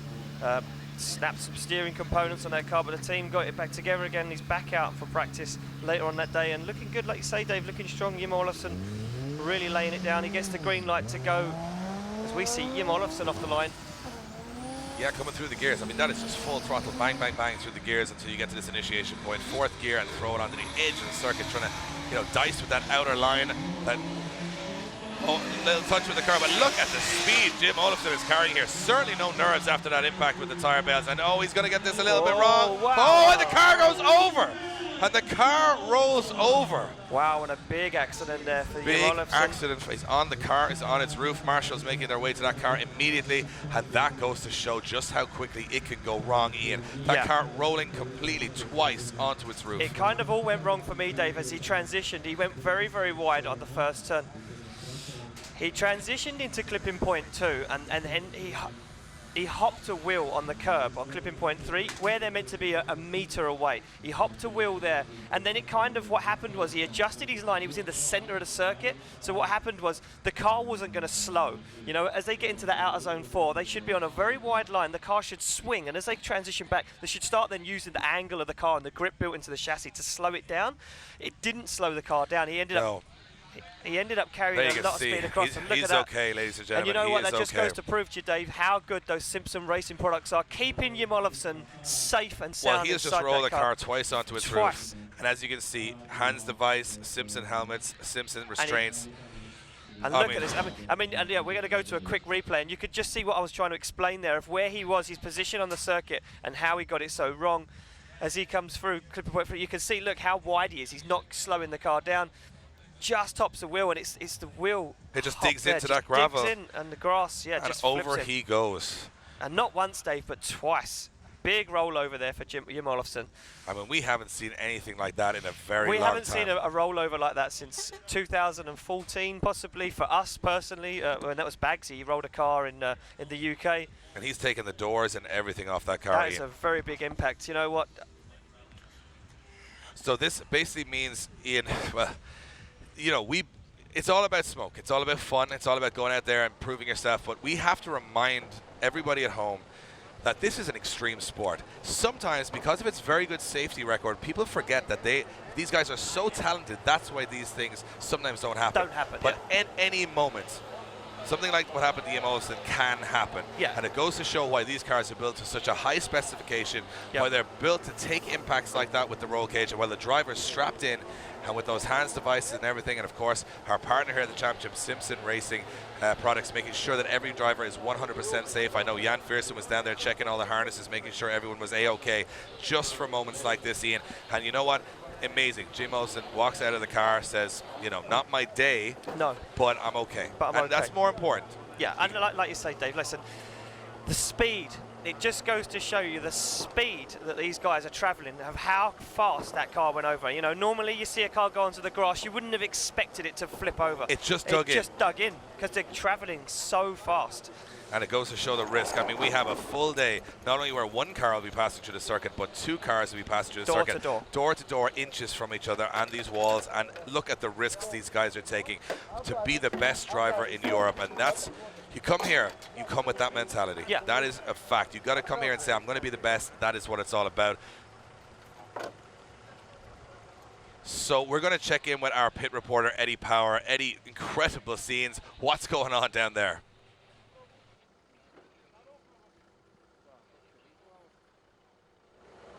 So we so often say just how dangerous motorsport can be, and you can see the accident here from Jim Olofsson, one of the most crazy accidents I've ever witnessed in drifting, and with the very highly raised curbs here on this circuit and the high speeds that these drivers are carrying. Jim just getting a little bit wrong, but you can just see on the screen that he's been checked out by the medical guys. He appears to be okay, but of course no doubt he will be suffering some severe shock after that very big crash, spinning a couple of times, and maybe later on we might get a chance to talk to Jim and just see exactly what went wrong. But you can just see that car looking very sorry for itself after taking a big impact and then rolling several times, and yeah, not what we want to see here. Thanks, Ed. That's appreciated. And Eddie will be down in the pits. I mean, obviously somber mood down there, Ian. Yeah, I mean, listen, a very harsh accident there for Jim Olofsson, like we say, and you can see him inspecting so the damage. rarely seen. You know, it takes everybody by shock. I think everybody here, all the drivers, or the pit crew in the grandstand beside our judging tower and commentary tower, I think everybody took a deep breath as they see that car roll over twice, and thankfully enough, Jim Olofsson out of the car safely. And we may be able to have a check over that again. I mean, I've never seen a car roll twice in drifting before. I haven't seen anything like that in competition, and it goes to show just how quickly it can go wrong. Look at this speed, bang, and then up over he goes. That car rolls twice and onto its roof. An incredible moment, and it just goes to show just how dangerous and crazy this sport can be. As Jim Olofsson's car is removed from the circuit, qualifying here in Riga is taking some prisoners already, and I'm enjoying the action every single step of the way.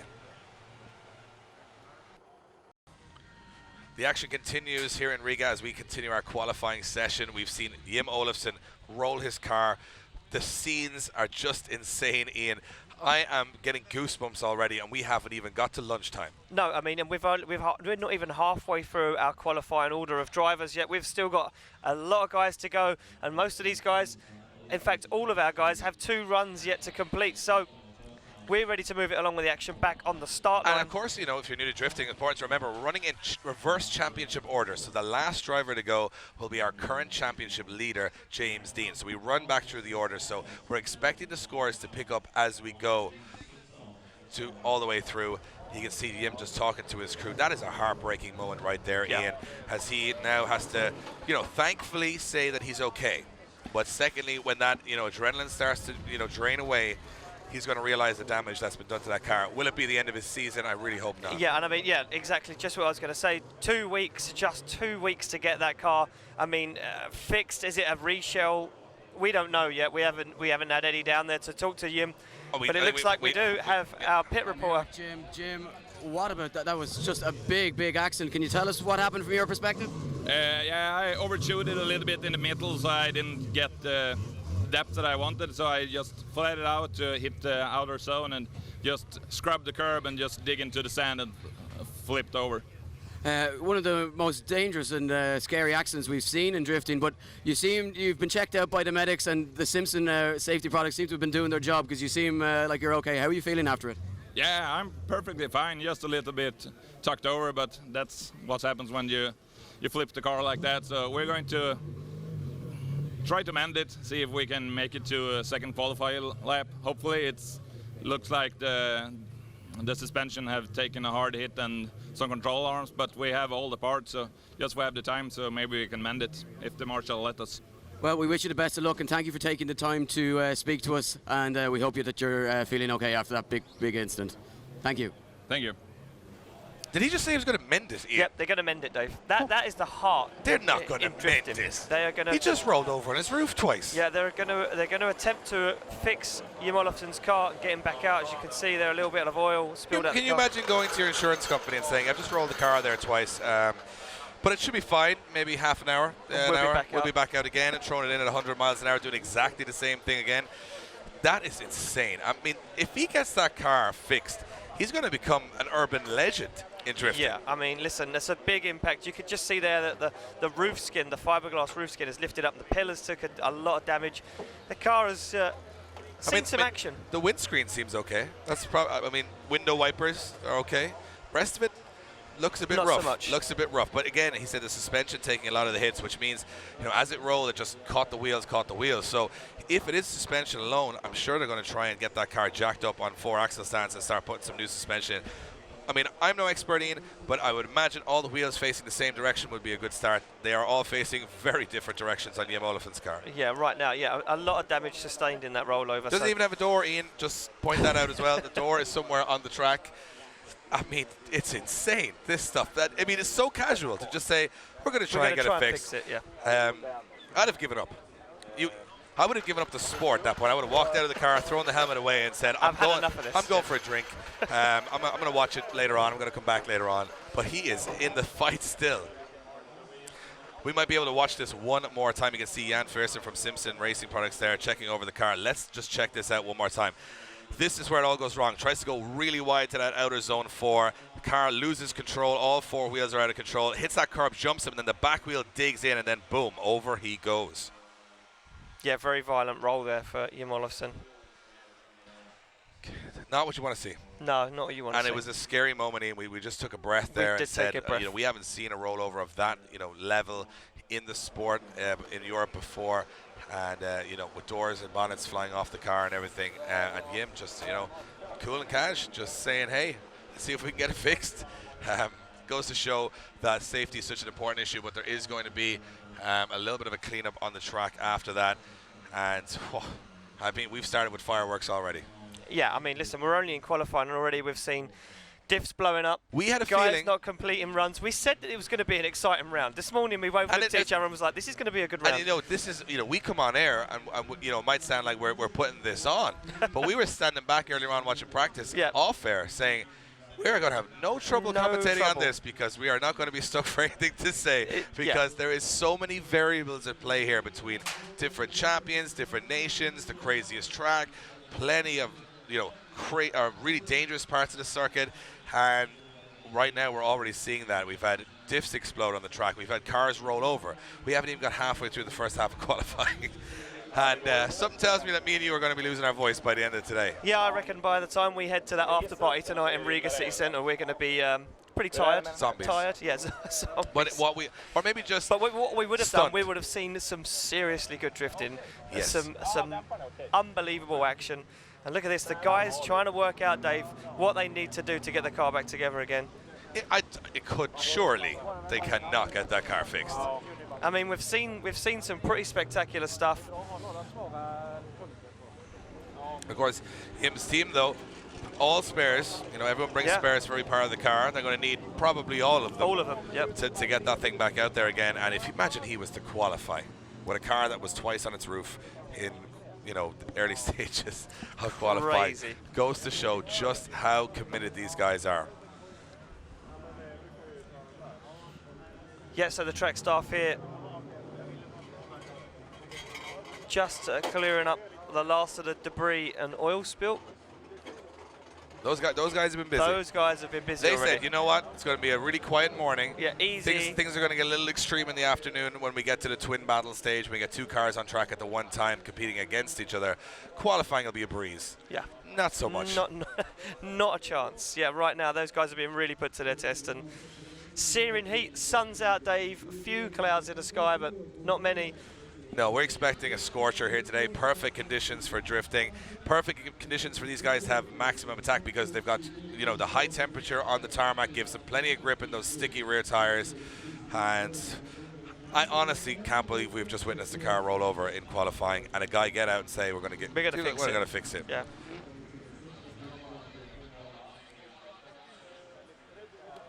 So plenty of guys getting around it. This is the great thing about drifting, that, you know, if you're new to the sport, this is something that you will probably never see in any other top-level motorsport.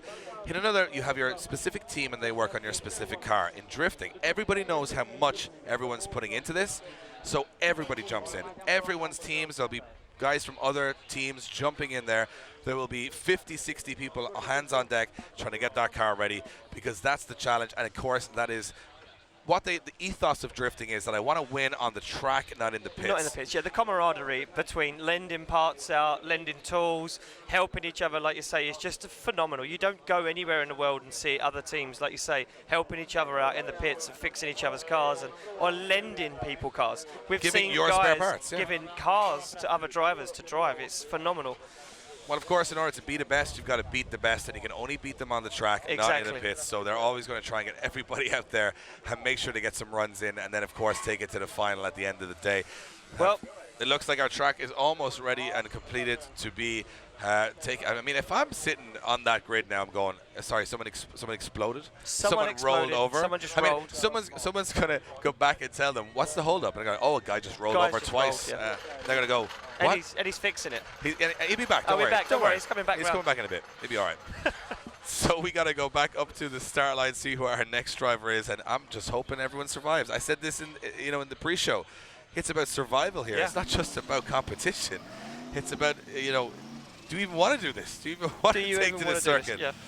Right, so now on the line we have Tobiasz Pushan. Tobiasz Pushan, the 31-year-old Polish driver. BMW V8 under the bonnet, 660 horsepower. He said it's a custom V8 with a big turbo, just a big one. It's as big as my head. I had a look at this earlier on. It is crazy. Yeah, I don't even think that this is like something they take off a truck that that moves across countries and tows a lot of weight. This thing is crazy. And Tobiasz, the Polish driver, he started drifting in 2012. He finished first place in the Polish Cup in 2014, so he's got some success behind him. And he comes in very hot, Ian. Huge commitment. Wow, look at this. Yeah, Tobiasz Pushan firing it all the way to the edge. Just take him. It gets on that shallow line, Dave. Falls off line, manages to hold it back together, starts to put it back on a good line again, but now he's really got to work for it. You can see a little wobble there as he comes into the outer zone. Driver's feeling the nerves, Dave. And again, backing out a little bit as he came toward clipping zone 4, and that's the scary part of the track. Car unsettling with the bumps and stuff. Yep. And you can see how easy it can go wrong with Jim Olofsson rolling the car there. So Tobiasz maybe just stepping back a little bit from that area, saying, I'm not going to roll the car. But one E30 on its roof is enough for the last 20 minutes. So he gets across the line and we'll put a score on the board. Yeah, as we await for that score to drop in from our judges and into our system. So judges dropping in those scores for Tobiasz Pushan. The Polish look at it, start strong, and they do 68.7 for Tobiasz there. And a lot of Polish drivers on the grid, and a lot of them wanting that top spot. We move on to our next driver. It is Daniel Sivek from Norway. And he completely wrote this car off in Hungary into the wall. Yep. And it's back looking even better than ever. He works as a plumber full-time. So let's see if he can drain some scores from the judges. Wow. And again, another driver dropping wheels, so could that be a 0 there for Daniel Sivek as he drops 2 wheels on that inner chevron? Yeah, LS2, 748 horsepower. You can see him just trying to get to the edge of the circuit, but not quite making it. Clipping zone 4, messed up his line and is on the inside of the track when you really want to be on the outside of the track. Yeah. So not the perfect run there from Daniel, but good to see him back out on the grid. We spoke to him. He's a father of 2 kids.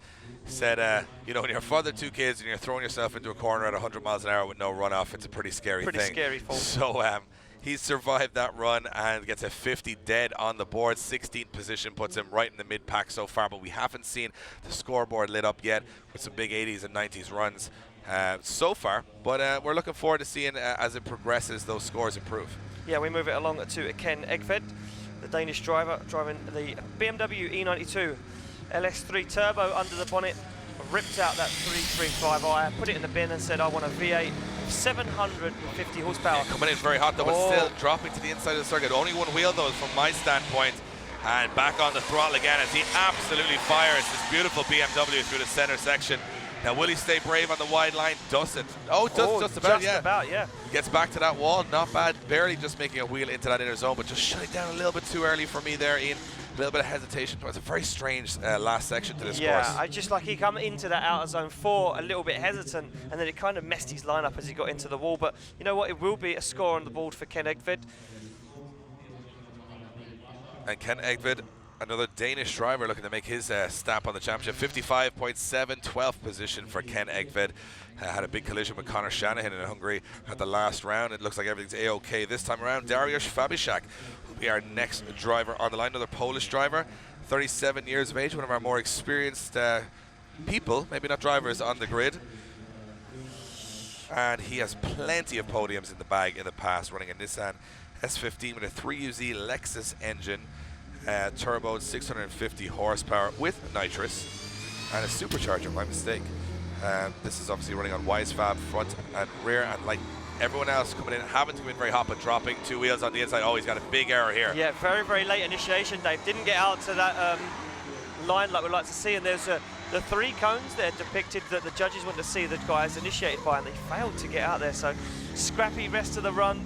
Yeah, not going to be a good score there for Dariusz Fabishak. No, and of course, again, just getting around is tough. Even drifting itself as a discipline is very different than any other motorsport. Very hard to get the hang of it, and especially when you're trying to push the limits like these guys are out there. So it may not be the greatest run in terms of criteria, but even being able to get around this track at that brave speed is an achievement in itself. But there's a lot of brave guys out there, and we're going to whittle them down from 70 to 32.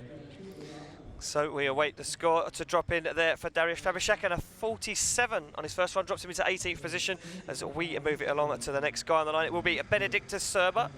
Benediktas Serba, the Lithuanian. Churba, sorry. My bad. Come on, Ian, bit of culture. We've had an off season. We've had a little bit of a break in the season. We've got to get back into it again now. Yeah, Benediktas looking very good in practice. This guy absolutely firing his car through. Yeah, Lithuanian driver. He is 3rd place in the Lithuanian Championship in 2017. Wow, look at the very angle. aggressive. Unbelievable.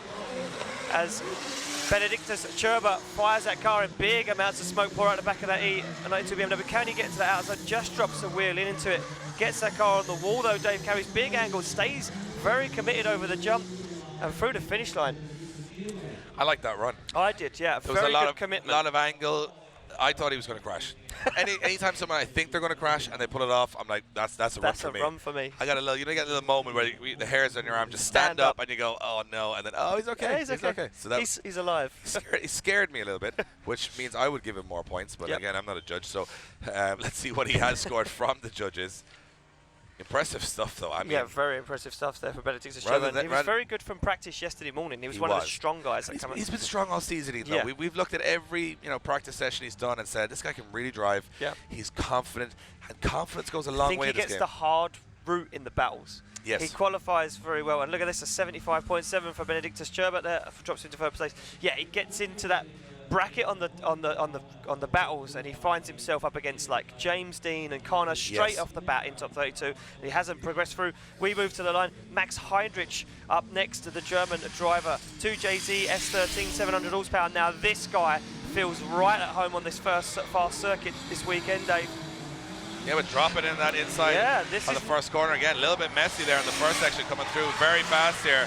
And Max having a big impact with the wall in Hungary, getting that car absolutely perfect again for this round. A very talented driver. But again, another driver failing to, fulfill that outer zone on the first corner, and it messes that line up for the rest of it. It's a real flow here, And you know what? Not what we see yesterday in practice. That guy was one of the strong contenders, up there with most of the guys saying, you know what, he's looking confident, looking like a top qualifier, but not in that run. That might just be a wobble. Yeah. You know, he's got another run to left to do. It's not a bad score by any means. It's a good run. I think he's going to do pretty good out of it. But just from what we saw in practice, Max was killing it. So we're hoping to see him just, you know, get the nerves out of the way with a 61.7, put him in 10th. Like, you know, nerves gone now. Let's go out there and put a crazy run in for the second. That's when things really heat up in. Yeah.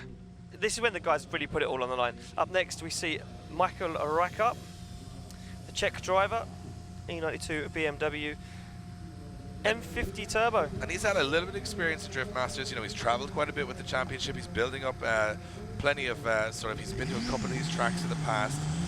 Another Czech Republic driver, 900 horsepower, a crazy BMW. And look at the entry. He's gone absolutely bananas here. He's weight transferred twice, but it's actually cost him some speed. Down massively, yeah. He didn't manage to get all the way out to the outer zone. Throws on big angle. It's going to put him on the wrong line. Manages to get out to the outer zone, but now he's got to work really hard to get to this outer zone forward. Doesn't get to it. An entertainer though, Ian, with a couple of weight transfers on the initiation. We haven't seen that approach yet today. Maybe not the right approach, but definitely the most entertaining. Yeah, he's definitely putting on a show, that's for sure. He's putting on a show for people watching on here on the big screens, live in attendance, and we're expecting, you know, around midday today, this place to be heaving with spectators. The grandstand's already starting to fill up with people, Dave. It's still very early now. Early for us, Ian. Very early for us, Dave. Yeah, especially with the nightlife in Riga. It's always, I mean, if I was in bed very early last night, Dave. Yeah, so was I. And the thing is, if I lived here, you would never see me at this time of the day up at all because the nightlife is incredible. So that's why all of these people wait until, you know, midday. Yeah. They get up and go, okay, let's go watch some drifting. So 64 for Michael Reichardt, 8th position in the qualification. And as you can see, judges putting in, you know, reasonably good score there. Did some of the stuff right, just maybe his initiation needs a little bit of work. Next up, we have got Maciek Jarkiewicz, the Polish driver. He's been drifting since 2010. And he takes to the circuit in his Toyota Supra, had a big impact at the end of practice. Literally the last run of practice, he went straight into the wall. So let's hope they've got that car working again. Yeah, did manage to drive the car off circuit. And yeah, look, same issue again. Looks like he just has a problem getting all the way out to that wide line. He's got the power in the car, but just looks like he struggles to find that wider line. Oh, and almost takes it way off circuit. Yeah, hops the rear end of the car up on that curb, and that curb takes no prisoners. Yeah, that part of the track I didn't think was dangerous. To me, that was like, that's just a grassy area. No, now that plays a big factor in the circuit. I'm more scared of that than the first corner now, to be honest. And to be honest with you, those curbs, why they're so extreme, is for the rallycross that's here. So to avoid rally, I didn't see a zero showed there on the board officially, but essentially 2 wheels off the circuit. So it's a rallycross circuit, and therefore we don't want, rallycross cars are obviously high suspension cars, so they don't want them cutting the corners. So they built these huge curbs here to avoid them doing that. But when you come along in your super low drift car, that's like a mountain to try and get over. So when you drop it off track, you can see these guys hopping up off the circuit. And in the case of Jim Olofsson, sending the car almost over onto its roof. So not almost onto its roof. It did twice. Twice onto its roof. I undersold it there. You undersold it, Dave. I did. It was a spectacular rollover from you. Next up, we have one of the most experienced drivers in European drifting taking up to the start line. It will be Nigel Colfer from Ireland, 32 years of age. He's had over 50 podiums in his career, and he's running a 2JZ 740 horsepower 180 SX, representing a wealth of companies, Ian. Yes. Yeah, jumping on board this year with Steve Bagsy Biagioni and representing SB Motorsport this year. Also Acorn Insurance. Yeah, ST Suspension. ST Suspension, yeah. Sunoco Race Fuel. You know, Nigel is one of those guys that Nigel's one of those guys who steps up to the plate sort of mid-season, starts making that late charge. He won a round of Drift Masters at the end of the year last year, so this is kind of how he runs into these things. And that is what he did here. He said to me in the workshop 2 weeks ago, I feel confident about Riga. I like Riga. It's a fast track. It suits my driving style. I've got experience there. I feel good. You know what? By the end of practice yesterday, he was looking as good, if not better, than James Dean. And James Dean was flying yesterday. And you know what, though? Just to let you know, right now where we stand, how unpredictable this whole thing is. The highest scoring driver at the moment, 84, is an Estonian. So can the Irish top that? As Colfer throws it into that first corner. Look at this from Colfer, big angle. Nice transition, gets nice and deep into the outer zone. Keeps off of that front clip, gets deep into outer zone 3. Now starts to pedal it to 4. Look at this. That's a huge run so far. Look at the speed. from Nigel Colfer as Nigel Colfer stands on the accelerator, no backing out and over the line. Wow, Nigel Colfer steps up to the plate. That is a big, big run. And the speed he carried Ian was just amazing. Yeah, there was no lifting. He lifted once, and that was just a transition into 4 where the deceleration zone is. You know what, for me, that's going to be a top spot. That is how I would drive that in a computer game, because I would not be afraid of what happened. no danger. Yeah, you can just reset You're not going to fall onto the floor and hurt yourself. No, but Nigel Colfer has smashed that run, and I think that's going to be a big, big score. There wasn't much more left out there on that one. Wow. And 90 for Nigel Colfer as he goes first. Wow, big statement from the Irish right from the off. Yeah, Nigel Colfer, look, it just goes to show you the confidence and experience proving here, and Nigel Colfer steps up to the plate and knocks a 90 out. But it's a 90 on the first run. First run. So now he's got no pressure for the second. I think that's going to get him into top 32 battles automatically, going by previous, rounds Scores, and years. yep. So he's going to have no pressure to go out there and try and top that again. So that's a great position. Great position. Someone who has got a lot of pressure on his shoulders right now is the next guy on the line, Adam Zalewski, the 2017 Drift Masters champion, Dave, not having the greatest season so far, not managing to put a foot on the podium as of yet this season. No, and again, he's fighting his way back up the order. Had a good solid round in Hungary though, but Poland on his home track, he had a disaster. Yeah. He did 8 rear drive shafts that weekend and could not get the car back out to qualifying, but he's trying to climb back up the order again. He's feeling confident out here. I spoke to him yesterday evening. He said, you know what, I've had a bad start, but there's a long way to go. He has 3 more rounds ahead of him, including this one. I think he's going to go out there and put it all on the line. Yeah, I mean, he has to right now, as we see Adam Zalewski sitting on the line. That's Zestino Tyres E30 BMW. Adam Zalewski running a 2 And you know what? JZ. A lot of pressure on the shoulders of an 18-year-old who currently is the defending champion. Let's see what he's got. Yeah, running 2 JZ under the bonnet, 800 horsepower as he fires that car, and he's looking strong yesterday in practice. He's on a nice high line as he carries big angle. It's all the way out, gets to clipping point 2, nice and early. Now this is where it starts to count. This is where he needs to get nice and deep. Gets into the outer zone 4, nice and tidy, gets on the wall, flat over the bump and through the line. Very another nice. good run in. Very confident run there from Adam Zalewski. I mean, this is a formality. Qualifying isn't the most exciting part of the show, but these guys are definitely upping their level now, and it's heating up out there as it is in temperature on the track. Also, feeling confident. Zalewski looks confident. I think this is going to be another big score. So can he top the score of the Irishman Nigel Colfer, or will he drop in just beneath him? The score drops in an 85. Look at that. It's getting interesting now. Very interesting. It's getting interesting now. And because a big statement from Adam Zalewski. And remember, the two countries fighting out at the top of the Nations Cup are Ireland and Poland, and they sit 1 and 2 in qualifying right now. It's heating up. Next up, it is going to be, though, a very talented homegrown hero. Yeah. Ivo Sirulis, the Latvian. He is the 2010 Baltic champion. He is a 4-time Latvian drift champion. And right now, he takes to his home circuit, and look at the confidence straight away. Look how close he is to the edge of the circuit, Dave. Unbelievable stuff from Ivo Sirulis as he fires this car in. I have not seen him drive like this all weekend, as Ivo Sirulis looks like a man possessed. The local guy putting it all out there very deep into outer zone. Can this top qualify? And this is unbelievable from Sirulis right now.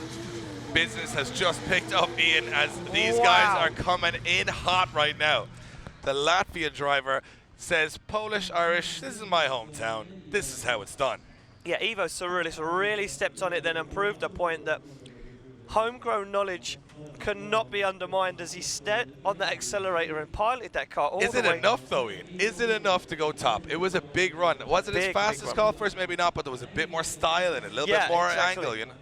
Let's see what he's done. Can he top qualify, Dave? 88, almost. 2 points away from topping qualifying. Goes into second position. Very, very good there for Ivo The Latvian Sirulis. crowd enjoying that one. Very good. So on the line we go back. It's Krzysztof Romanowski, the Polishman. Another guy looking super confident. His teammate, Grzegorz Hipki, took the win in Hungary. Can Romanowski top qualifying? Well, this guy was another guy looking very strong in practice. The bonnet flexing with the speed as he fires his LSX powered E30. And look at this, these guys now, Dave, not messing around. Absolutely not. Very wide here, though, as he misses that inner zone. It's just thrown him a little bit offline, but he's back out very wide again. These guys, the Drift Warriors, are incredible. Running extreme tires on the rear end of this car, Polish company. And you know what? Another very solid run from them. They're going to be dangerous to come up against later on. Yeah, very, very confident, very fast cars. But where does that slot Romanovsky into qualifying? I mean, he's had 3 podiums at Drift Masters already in the past last year. Yeah. So he is not afraid to go door to door with anybody. He's confident. You can tell that when you talk to the guy. He's a confident driver. Is it enough though to get him right up the leaderboard? I think it's going to be. Yeah, look at that, 82 puts him into 5th position. Romanovsky looking strong. We'll be expecting his teammate Gregor Shipke, winner of round 2, to head out on the track later on. Here's a man though that needs to turn his season around. Pavel Trela had a disaster at round 2 in not qualifying. Some slippery parts of the track just cost him in that short wheel-based Opel GT. And this is a very unique chassis. 2JZ, so it's a Toyota Supra engine with 860 horsepower thrown into an Opel GT from Germany. And it is like a little, in America we would call this a Pontiac Solstice, if I'm not mistaken. But look at the line from Trela as he absolutely hammers the throttle through that first 2 zones. Yeah, Pavel Trela looking very strong right now. He's on a very nice line, nice and deep into that outer zone 3 as he transitions back now. Looking for zone 4, gets in it, fulfills it completely as he gets on the wall. Now, very short car, so... Yeah, when he's on the wall, he's really on the wall. Wall. The back of his head is near the wall when he's on the wall in this car. Incredible stuff. Pavel Trela looking back on form, Ian. We've been expecting this to come. Yeah. He's a 2-time Polish champion. We expect him to be stepping up. Hasn't had the greatest of starts of the season, but you know, if I had a sneaky side bet going on here, it would be Pavel Trela. It might be Trela. So Pavel Trela's score awaits to be dropped into our system. I think it's going to be a good one. Yeah, look at that, 85.3 for Pavel Trela. The Polish driver sits into 3rd position, and right now the scores are getting very high. Yeah, we go back to the start line. Monster Energy sponsored Steve Bagsi Biagioni from the UK sits on the line, smoked his car out after a burnout, and even offers our start line marshal a bottle of water. What a gentleman. Oh, wow. What a gentleman. That's not going to get you any more brownie points, though. You can't bribe your way to the podium here. You can't just, you know, hydrate the staff and hope it's going to work. But it's a brand new car, Ian. Yeah, brand new build for Bagsi. This is his last year car, was running a V6 last year, a VQ under the bonnet. Now runs a Chevy LSXR 7.4 litre. Look at that, absolutely smokes the tyres off the start line. 700 horsepower. Oh, and problems for Bagsi. Yeah, it looks like he's having an issue here, Ian, and the car not firing. And of course, this is a new build, so there's going to be teething problems, of course, but they've been under this car quite a bit this weekend, and look, he's actually stopped on the circuit. I'm wondering, does he have a more terminal issue? Yeah, as he starts to come to a stop, you can see our marshal's just running over. Not entirely sure what's happened there, and of course the heat on these cars, they were having cooling issues yesterday. They were showing plenty of water on the car, and it starts up again. Yep. It seemed like the car cut out, so I'm not too sure exactly what happened there.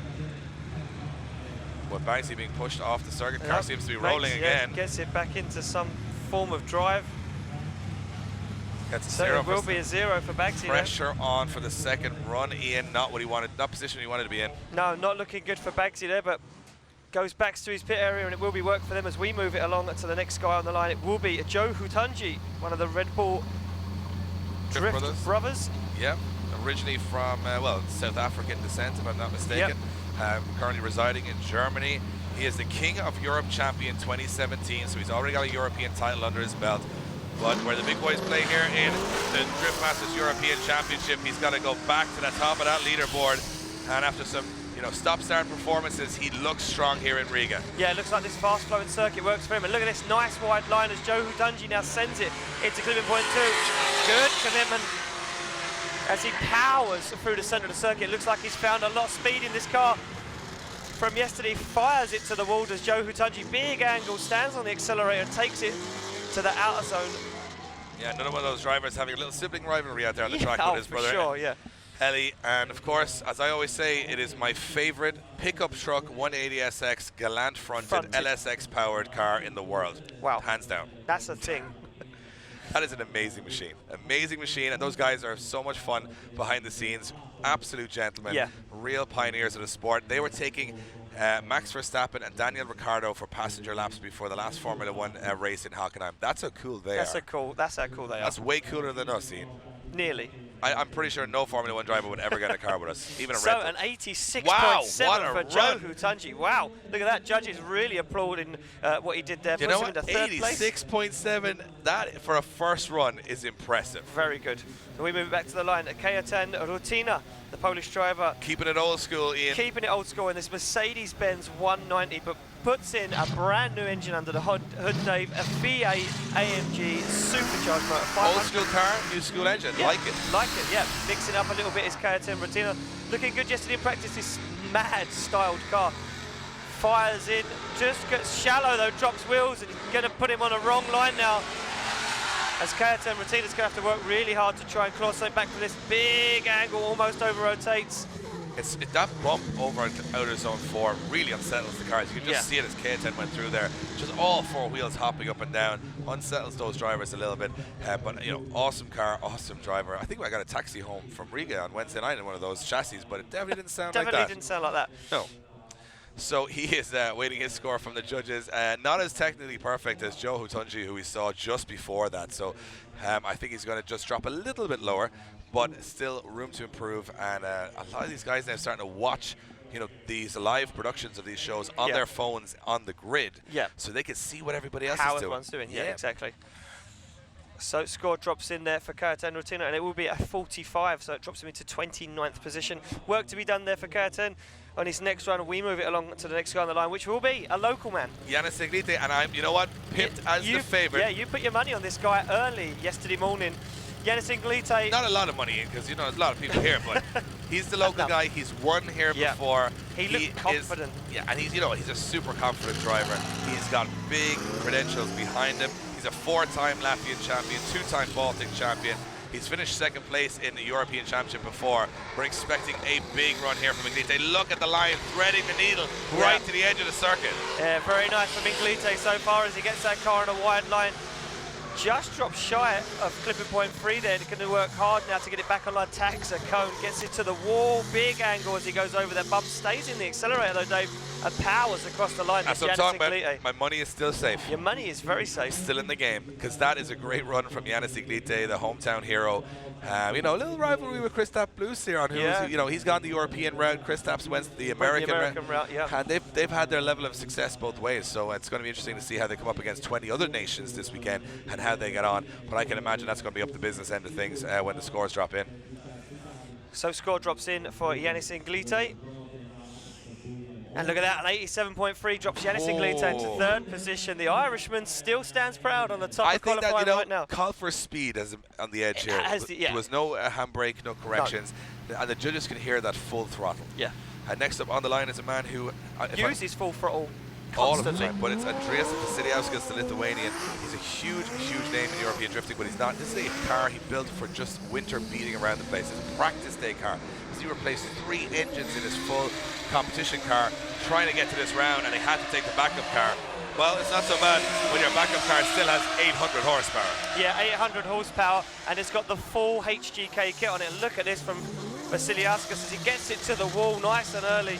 A little early for me, really. Didn't get to fulfill that final outer zone, but... And yesterday, with a permanent marker, he wrote Winter Beater on the back of this car, as in he said, this is the car he uses in the ice and the snow just to practice. That is a machine. I mean, I wonder if I can swap my winter beater with his winter beater. I think yours is about, what, 200? Mine's about 200 quid, yeah. 200 quid, yeah. I think it's a little bit off. Maybe cash his way a little bit. A little bit, I'd say. Maybe all of the cash you ever had. So here we go. It is going to be Andreas Vasiliauskas scoring a 64.3, 15th position. Treble 9 on the side of that car. And, you know, no emergencies yet for him, as he actually does get into the top 32 at the moment. And we move it on to our next driver, representing Holland, our only driver from the Netherlands here, which is Sebastian Fontin. You know, he's got a lot of followers. Made a big name for himself last year in the European scene. Came out of nowhere, really. You know, had a small engine, real low budget, but this year he's come back with a crazy 2JZ, 650 horsepower, 750 newton meters of torque. He looks the real deal. Yeah, I mean, listen, he's a very cool, calm, collective character. Looks good behind the wheel. Didn't look so good in practice on Friday, but you know what, by the end of the session, seems to have got that car to work and got it dialed. Can he put in a top qualifying run. Well, he's definitely going to try, Dave, as Sebastian Fontaine now fires that car. And look at this, nice and wide for Fontaine as he dives across the circuit. Very fast indeed from Fontaine. Yeah, plenty of speed, plenty of grip. Oh, but just transition too early. Early on the transition means he has to readjust the car and misses outer zone 4.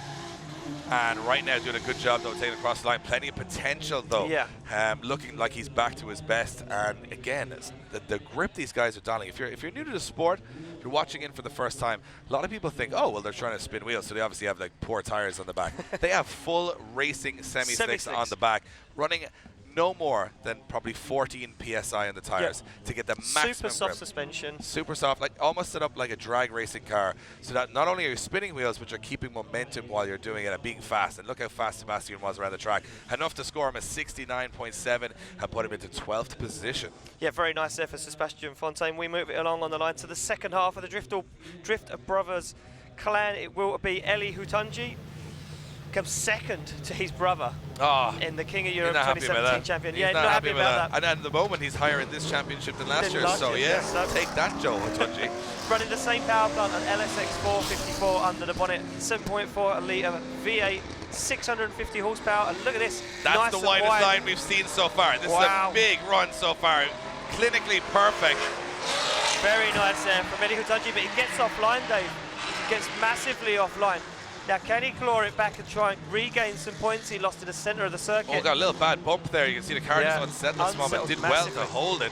That's a good run from Eli Hutunji. Definitely the best we've seen on the first corner so far in the pinpoint accuracy. Accuracy, perfect, yeah. But just as he transitioned off a clipping point 2 into that front zone 3, you know, not looking too good, but he will get a score on the board and definitely somewhere he can improve. I like that run. Yeah. Yeah. And I like the way, you know, Joe got the what? He's right up there in the high 80s. Let's see what Eli scores. I like the little sibling rivalry. The rivalry is good. It does. It's a little subplot. So score drops in for Eli Hutunji, and a 77.3 puts him in 9th position. So outdone by his brother for now. Do you think that Joe Hutunji will see him in the pits now and put the L sign on his head and say, loser? It's not over yet, though. Not over yet. Paweł Korpolinski is our next driver, Polish driver, 23 years of age, drifting since 2015 to see 1M with a 2JZ Toyota motor, 815 horsepower. And look at this aggression to the first car. Very wide, fulfills all of that outer zone, transitions nice and early now. Just drops one wheel into that front zone, gets into outer zone 3. Now starts to, yeah, it does, you know, it looked like he was going to shallow up, but he managed to extend it ever so slightly and get into outer zone 4. This is a big Good run for Paweł Korpolinski right now as he takes it over the line. I'm impressed with that. Yeah. You know, as you said, he adjusted the car just at the right times to make sure he got to those outer zones. I'm going to expect to see that in the 70s and 80s. Is it a 90? Maybe not. No, it's definitely a 70s, like you say, a high 70s, low 80s score. But we don't know. But what do we know? We're just, I've been wrong before. I remember, I distinctly remember times. once or twice you've been wrong at this before. I'm not gonna name those times, but every round ever you've been wrong quite a bit. Yeah, so a lot. No offense. None So taken. let's see which of our Polish drivers heads to the top. Oh, it's an 86.7, 4th position for Paweł. I'm glad I was wrong, because that was a good run for Paweł Korpolinski. You were so wrong. Low 80s, he was in the mid-high 80s. So there you go. We move it along. Torane Kavia sits on the line, the Norwegian hammer. Yeah, dropping the hammer, and as I said on the pre-show, you do have to drop the hammer here. There's no way you can tentatively approach this track. And Tor, I mean, I had no idea, I'll be honest, who he was 6 months ago. Right now, I have a poster on my wall in my room. You're a fan. I'm a big fan. His last practice run this morning was phenomenal. Can he carry that momentum again as Torane Kavia fires that car, and look how deep he is. Drops a wheel on initiation, keeps in it though, and he is very wide as Torane Kavia. Listen to this, absolutely pounding the rev limiter, not lifting off the accelerator. What one bit, Dave, as he transitions onto the wall for the outer zone 5 into 6 and over the line. What a run for Torane Kavia. He's a hard man on a car, Ian. Very hard man on a car. 3 engines this year, 3. Really? That all? 3 engines. Is that all the way he drives? Yeah. Okay. Yeah. I don't know what they've done to him, but he absolutely hammered that throttle the whole way around the circuit. Incredible stuff. And he is looking like a championship contender right now, Ian. I'm telling you, the trophy could be going to Scandinavia at the end of this year. He had a bad turn of luck in Hungary, and you know what? I think he's looking to overturn that here in Latvia right now. So we await the score to drop in for Torane Kavia. Very good run. Could it top qualifying? Well, we're about to find out as it drops in. It's going to be high. 87. Yes, Tor Arne Kavia laying it down for the Norwegians with an 87 fourth position. We got a fight in our hands here, Ian. We definitely have on the line. Your 2017 Irish Drift champion, Jack Shanahan, awaits his qualifying run. Not looking 100%, Dave. He wasn't all year, but Jack Shanahan can do one thing better than anybody. That's pull it out of the bag, and he has no fear. 18 years of age from Ireland, an two-time UK champion, one-time Irish champion representing Link Engine Management at TriStar. Just tagging the curve a little bit there. Yeah. And you can see how much grip they put into this car, how hard he's having to pedal it to get out there, but a good line from Jack Shanahan as he takes it into that last two outer zones. You know what, looking comfortable again. Yeah, a little bit of a waiver from 1 to 2, but other than that, looking strong. Yeah, it looks a lot better than what he was doing yesterday in practice. Just hops a wheel on that curb, so Judge is going to knock his score down ever so slightly. But you know what? Yeah, very, very good there from Jack Shanahan. And like I say, a big improvement for what we've seen all weekend. Absolutely. Let's see, though, if he will be joining the guys at the top of the leaderboard by the end of qualifying, because that's where Jack Shanahan would expect to be. Yeah. And you know what? He actually competed at this circuit when he was 14 years old. I think he was 13 years Oh, of 13. age. He was 13 years so old. I That's mean, right. it goes to show he's got that little bit of experience, even though he's just 18 years of age. He's been here a couple of times. What is Jack Shanahan going to score? It's an 82 for Jack Shanahan. Judges liking that run. Yeah. Into 10th position he goes.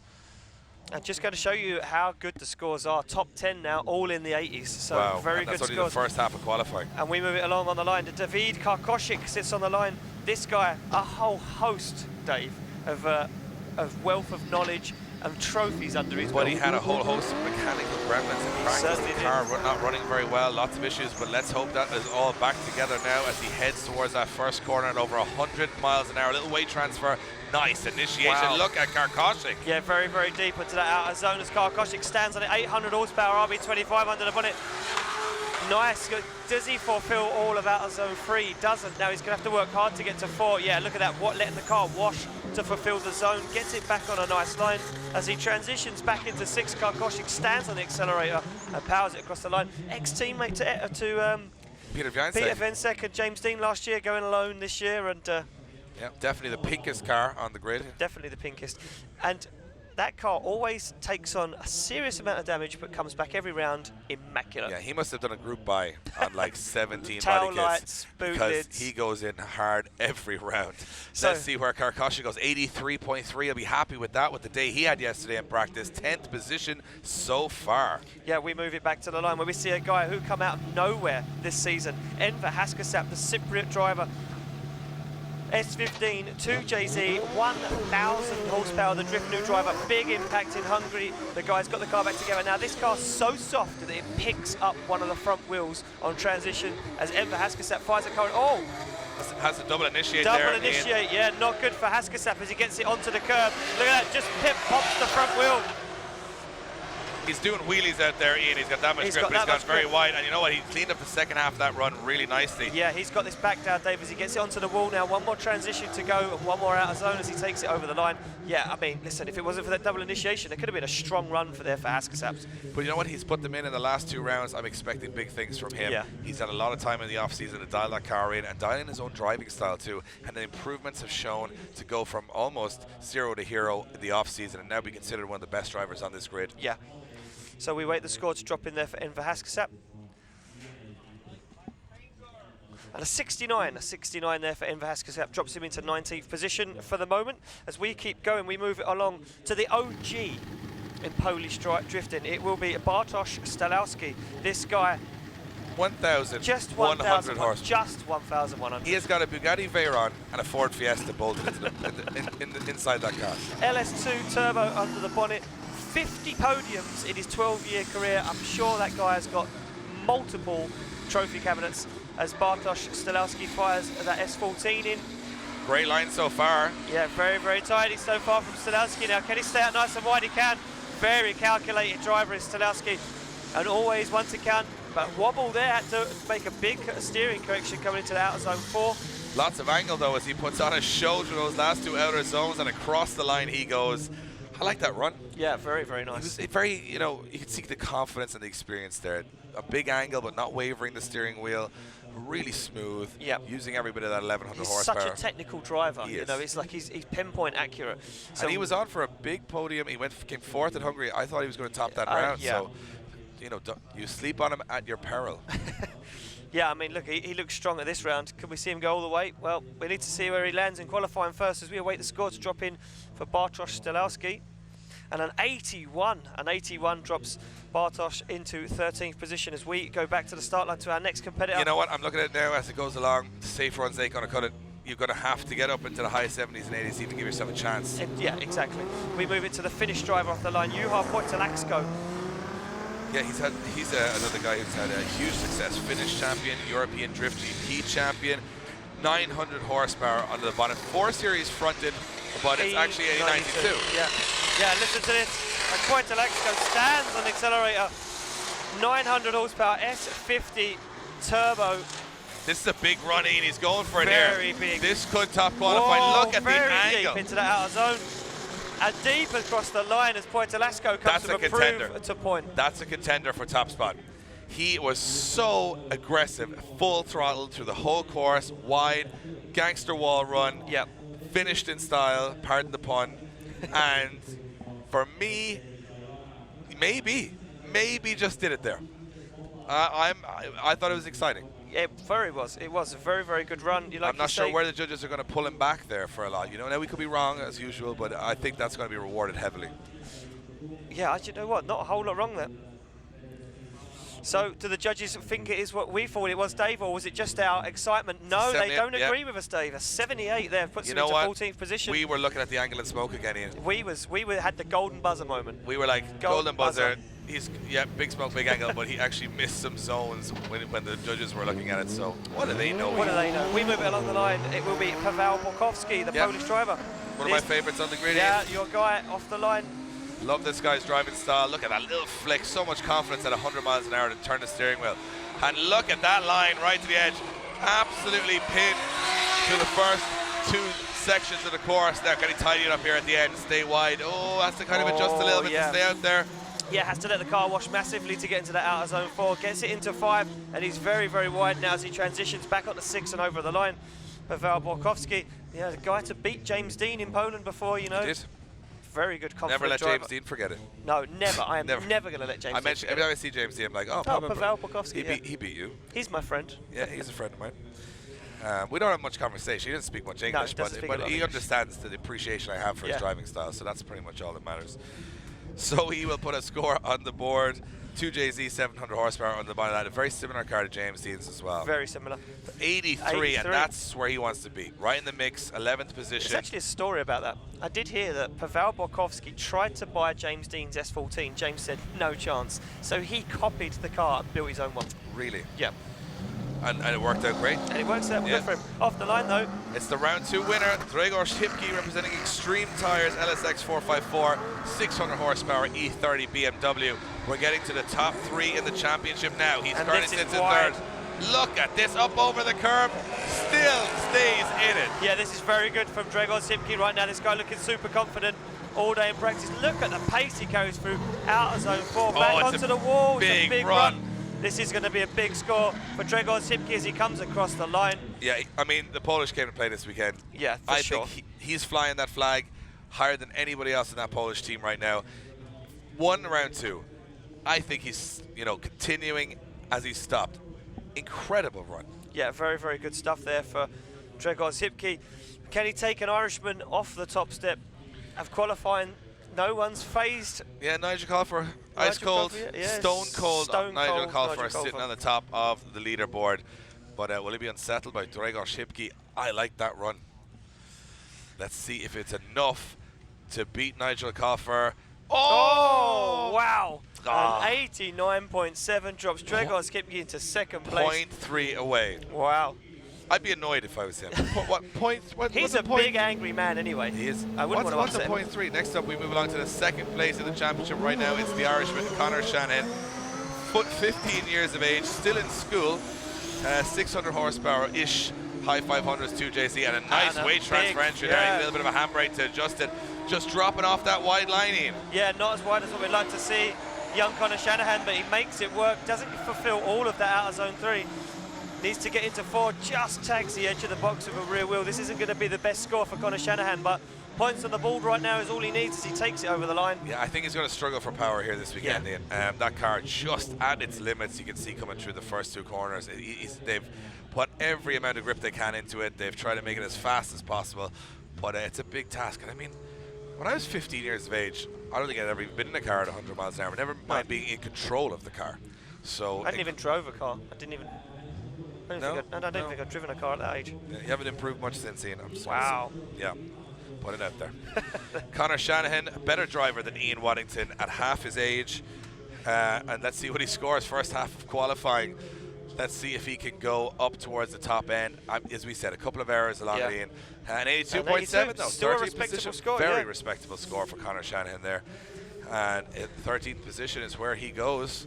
Yeah, and we move it along to the final car of our first runs of the day. Well, he's good friends with Nigel Colfer. He may not be after the next 40 seconds because he may take another one of his friends off top spot. Another Irishman, James Dean, the current Formula Drift champion, Guinness Book of World Records holder, the accolades. He has a whole room in his house dedicated to trophies, and this is why, because he comes in right on the edge. You can see a left foot braking through the first corner and absolutely tearing through the course at full throttle is James Dean. Big angle transition there as he takes it to the outer zones and back towards the wall, just tagging that blue and teal car onto the rear end, or onto the wall rather, as James Dean, the current championship leader. He's currently leading the championship in Europe and the USA right now, between Drift Masters, European Championship and Formula Drift.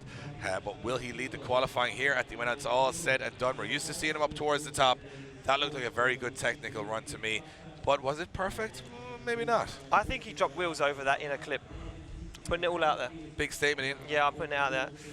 Judges are deliberating this one, so you know that it's either going to be a big score or not as big as what you think. For me, technically, I don't think it had what Colfer's had, personally. I think Nigel Colfer's was as good as it gets. Yeah, I think it was a perfect run. And so basically, it could be even bigger. Could be either way. Could be massive, could be low. What's it going to be? Where does James Dean land? I think it's going to be big. I think it's going to go big. 95.7. Oh, he does it again, Ian. Does it again. The machine James Dean comes in and tops qualifying. He was definitely on charge last night here in the pits. I walked by. He had 2 chargers. 2 charges. And he was at about 83% when I left. He was definitely on 100 this morning. Came out there. Wow, what a run. Perfect run there. 95.7. 2 Irish at the top. Excuse me. And Hipke in third. Yeah, we're moving back to the line though for our second bout of qualifying runs as we see Kailin Siorten. Yeah, it's got some smoke there, you know? It's dangerous out here. Look at we got a big understeer moment here, Ian. Oh, that was a big moment there for Kailin Siorten. Almost went way off circuit. You know what? It sounds like the car wasn't on power at all there. He right now has a pretty decent score in the bag, so. But there's definitely a mechanical issue there, Ian. It just sounded like the car was misfiring really badly in front of us. I'm not going to diagnose an engine problem from this distance, but he had no drive. And as he went to go on the power through the first run, well, there you go. Wow, but he sits in 46th position. Yeah, so he is out of the competition. He didn't even have a good score from the first run. No, I confused him with someone else. You confused him. Well, you would have got it. It's kind of, from my perspective anyway, you're not a mathematician. No. By any means. No, so. definitely not. No. So there you have it. He is eliminated from the competition. Unfortunately, a Romanian driver bows out, and that's what's going to happen from now on. We are going to see drivers eliminated if they don't get those scores on the board. Yeah, as we move it along to the next guy on the line, it will be Christian Salmir. Nice and fast so far, but using the handbrake there to try and adjust that car as he comes through that front zone. Not what the judges want to see, a big wobble there as he comes into the outer zone 4. Slows the car down massively as he gets it onto the wall. And Christian Salmir takes it over the line. Yeah, not the prettiest of runs there. It was a good attempt. He went in there with a lot of speed, a lot of aggression, but from where I'm sitting, didn't really do it. We've seen some big runs go in now, Ian. We know what the judges are looking for. We know the criteria they're working to. And you know what? If you're going to make any slight errors, this is nothing a reflection of good or bad driving now. It's just about who can get the line right at the right time. Yeah. So we await the score to drop in there for Christian Salmir. Yeah, another driver eliminated. Yeah, same score as last time, so no improvement at all. And look at that, 2 solid runs around this crazy circuit, and it's still not enough. Still not enough. We keep it going though. It will be Ingus Jakobsens, the Latvian driver, looking to find himself inside our top 32. Yeah, crazy machine this, Ian. Big BMW to throw around this track. Yeah, big BMW E34 V8 turbo under the bonnet. Wide flap suspension, very nice and wide there as he fires that car through clipping point 2 now. Gets out wide on that inner zone 3 and out deep into the outer zone. Yeah, but he had to kind of just slow up a little bit to try and make it work, and it is working. It's a good run. And he takes it over the line. We're starting to see the confidence grow out there on the Yeah, grid. you know what? Everyone's watched all the previous qualifying runs. Everyone knows now where they need to be at as these guys start firing through. But is it enough to find himself inside top 32? Well, we wait for his score to drop in before we find out.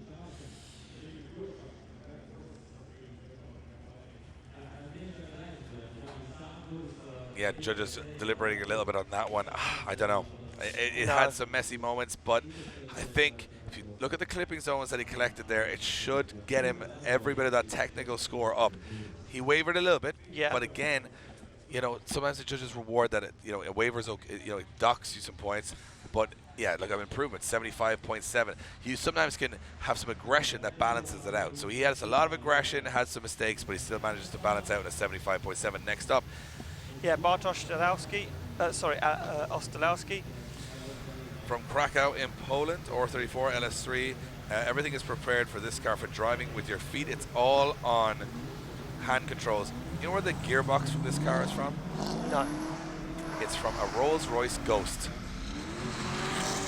So as he comes off the line, everything on this car operated by his foot, foot-controlled car. It just blows me away. I still try and figure this out. If you see an in-car of this guy drive, he drifts with his 1 foot on the steering wheel, 1 foot on the accelerator and brake. And it's his shoulder, right, for the handbrake? Yeah, and he uses his shoulder for the handbrake. This is not a bad run. I don't think it's going to be, and he shuts it down ever so It's slightly. just that section of the track is causing, because I think that's a drop in gear there. Yeah. And it's just a tight section. It's just been a sort of suffering there all weekend, just with, obviously it's a difficult car to drive, but at the same time, it's also a difficult track. So, incredible stuff. I was saying just the gearbox from a Rolls-Royce Ghost in that car. Can you believe that? Incredible. Crazy. That is just, he's been featured on the Grand Tour with Richard Hammond, and, they were blown away by his ability. It's just incredible to see guys like him not at any sort of disadvantage, become a disadvantage and stay out there and use your skill. And again, drifting is a skill sport. You know what I mean? So it goes to show no matter what disadvantage you have, you can still get out here and compete with the best. But a 57 will leave him in 35th position, just outside the top 32. Yeah, not what we wanted to see, but we keep moving along to a man who has a 0, a I don't local believe guy. this. Kristaps Blues sits on the line. Well, a 0, Ian. A 0. For the man that practically works 27 feet from the circuit here. Yeah, he's got to come in hot. He needs to make it all count right now as Blues fires that E46 HGK space frame car in, and this is the Kristaps Blues we was waiting to find out, but he drops that out of zone 3, Dave, completely drops out of zone 3 now, gets back online. Look at him working the steering wheel inside that car as he stands on the accelerator and smokes those Achilles radial tyres and takes it over the line. Yeah, he says it's more of a fun car for him than a competition car. It's the car that they developed a lot of the newer cars from, and it's definitely good to go.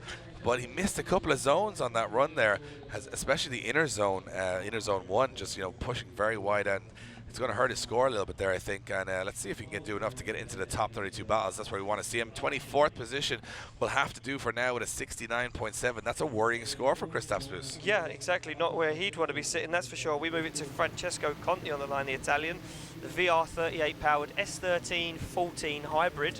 One of the most experienced drivers on the grid. He's been all over Europe competing for many years, Ian. And that car, we had a look around it, immaculately prepared. Very, very well built car. And the guys from Flash Tech do a phenomenal job as he comes off the line.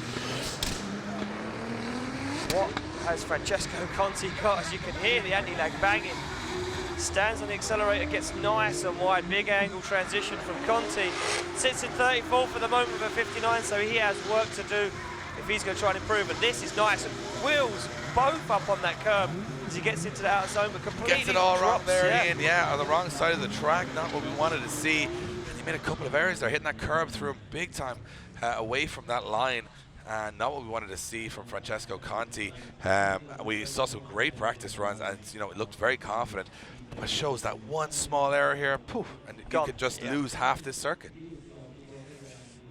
So we await the score for Francesco Conti to drop in a 59 on his previous run. He needs to improve on that to find himself inside that top 32. I think he'll maybe improve, but I'm not sure how much. Judges await the scores to drop in, and it goes to show all that experience still puts him outside the top 32. Wow, and it does improve to a 60.7, but you know what? One of the most respected drivers in the game, falling at this early stage, showing how difficult it is there. More so, the standard that's out there. Exactly. So we go back to the line where we do see this man. Harold Valdemar sits on the line, the Estonian, winner of the 2017 HGK Challenge, right here in Riga in Latvia. This guy put on a phenomenal run and absolutely blew me away with his first one. What has he got in the second one?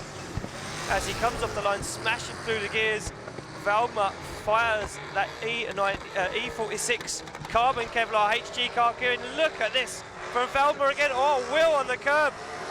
Very good stuff from Harold Valdemar. What angle he just carried there, incredible. Look at this, fulfilling all of the outer zones now. Gets deep onto the wall, big full throttle transition as he takes it over the line. Can that top qualifying? What a run there from Harold Valdemar. It would get my vote. That would get my vote. He smoked the place out. The angle he carried in front of the grandstand was ridiculous. It was the full throttle transition from 2 through to that outside zone 3. He just kept the car pinned, no steering corrections. Phenomenal. I think that could go top. That doesn't challenge James Dean. It was exciting, and the angle was better. Yeah. Maybe wasn't as technical, but is that important? It probably is to the judges. To me, it's like, look at Jim Ollison, and it's like a Lego set down there, Ian. He's currently got his car in bits. They're trying to rebuild it. They got grinders and welders and suspension components. Even if they don't complete that car, what an attempt to try and get it ready. Looks like they're getting suspension back on that car, though. And they've fixed some of those issues, but they're fixing them on every corner and roof and everything on that car. So incredible stuff. Yeah, they've got Portal Power there, pushing the car back into shape as we await Harold Valdemar's score to drop in. Yeah, Harold's score is going to be a big one as far as I'm concerned. I think that's going to be a big score. I'm hoping that he challenges at the top. He looks like a guy that's ready for battle action. So, scores. What's he scored? It's going to be big. Oh, it's a 90. It's a second place. Yeah, not bad at all. You know what? He's going to be right up there when it's all said and done this evening. He certainly is, Dave, as we move it along to Andreas Saberka, Lithuanian driver, Lithuanian champion, S54 turbo under 1,000 horsepower, representing IRP. Messed it all up on his first run. Needs to make this one count. Very wide initiation from Saberka, as he now starts to put it together. This looking a lot better than his first run. Dave stands on the accelerator now, starts to get to outside. Oh, drops wheels though. And another driver catching that curb, putting themselves offline. It's just so difficult out there, Ian. As far as I'm concerned, we've spoke about it many a time already at the broadcast today, that how much one mistake can cost you your whole weekend. Yeah. And it's showing out there. The guys, if they just clip that curb, it's so high. Even the curb rather, as they come through the second corner, you can see it hop the rear end of the car so viciously that you're doing that at 90 miles an hour plus. The back two wheels come off the ground, floor, then hit the ground again with full wheel speed of maybe 130 miles an hour. That's a difficult thing to control. Yeah, I mean, and listen, one small thing like that in a car completely upsets the balance. And look at that, a 65.7 gets Andreas Saberka into 29th position for the moment. As we move it along back to the line, it will be Mikael Norman Torps, the Estonian driver, North European champion, and AIM Cola driver. Coming out of the box, very aggressive there, even a little bit of a snaky run up to the first corner. Look at that late initiation, staying wide, doing exactly what the judges want him to do. Will he stay on the track? He will. Yeah, very nice use of that outer zone, fulfilled it completely. This could be a good score so far for Mikael Torps. Very deep into outer zone 4. Nice transition back onto the wall now as he stands back on the accelerator. Mikael Torps has come to play this weekend, Dave, as he takes it over the line. you know, another new driver to us, Ian, but after those 2 runs, I'm telling you, this guy's a contender. Yeah, exactly. That guy not messing around this weekend. But will he put in a score good enough to guarantee him top 32 battle action later here today? Of course, that's when things heat up. We are live around about 3:30. That is Eastern European Central Time. Check your listings. You can actually go on the Drift Masters Facebook page. We've got a world map there. If you're not too sure where it is in your local region, you can just check it out there. Let's see what the scores are. And Tull's scores an 85.7. Wow. Jumps himself right up the order into 10th place, and he's going to be looking confident. And someone to keep your eye on as we move through top 32. We go back to the line, and look at this. Ahmed Daham. Ahmed Daham gets the car fixed, back on the line, and he is going to put in a pass of his lifetime right now. Has to do it here. Has to do it. Oh, look at the aggression as Ahmed throws it in. Daham now stands on the accelerator, not as wide as what we'd like to see him, but he's very aggressive as he carries a lot of speed through outer zone 3. That anti-lag banging as he throws on a big angle transition, but it messes up his line. Yeah, it could be a diff ratio problem here for Ahmed Daham because he has missed a couple of those zones. I'm not sure if that's going to be enough, Ian, and I know he only had 1 run to get it done. He went in as hard and as fast as he could, but of course you can see it from your screens that those outer zones have to be hit to score those maximum points, and he missed quite a few, especially on the first corner and towards clipping zone, the outer clipping zone 4. Yeah, so Daham now hangs in the balance, whether he can find himself a place inside top 32 or not. The judges' it'll be scores close. If he does, I think it'll be close. Very close. If not 32nd place, wasn't a high scoring run. So the score drops in for Ahmed Daham. And look at that, 64, 32nd place. You called it, Ian. I called it. It's the first time you've been right all year. 32nd position, Ahmed Daham jumps in, and that's a nail-biting place to be. He's on the drop zone. Very dangerous place for him to sit. And a lot of drivers have a second run to go here. Yeah, we're moving along. Juha Rittinen right now sits on the line at the Finnish ex-Formula D driver. 2JZ S15. He's super fast, but can he be super technical on this run? This is what he needs to be. He's very wide on that initiation. Big angle, but not as wide out. And transitions too early, hops the curb. He's going to be in the gravel. Almost into the wall goes Juha Rittinen as he shuts it down. He got away with that one because I thought that was definitely carnage. He lost complete control of the car. The front wheels went off the ground on the curb on the inside of the corner, hopped the car up. He had no steering whatsoever and just kept the throttle planted to the floor and just about sort of plowed his way out of the gravel trap, which did its job and kept him out of that tire wall, but it's not going to help his score. It's going to be a 0, I think, from the judges. Yeah, and there is made it official, a 0. Still sits in 27th position, but it's a sketchy wait for Juha Rittinen as we make our way through qualifying. Track officials just making sure that the circuit is good to go, just realigning some cones as we see Dmitry Ilyuk on the line. Dmitry Ilyuk, just 2 runs of this circuit, Dave. He's got a lot of work to do here because remember, he's come in here with 1 practice run for the whole weekend. He's done his first qualifying run to feel things out. He's growing into each run, but he hasn't any more time. He has to get it done on this one. 40 seconds for the Monster Energy driver to get himself into the top 32. Any mistakes here, and it's been another unfortunate weekend for Dmitry Ilyuk. But with experience like he has, that crazy motor under the bonnet, he has the machinery to do it. He has the experience to do it. But right now, in 40 seconds, anything can happen. Exactly. So Ilyuk currently sits in 41st position. He needs to pull it out of the bag right now.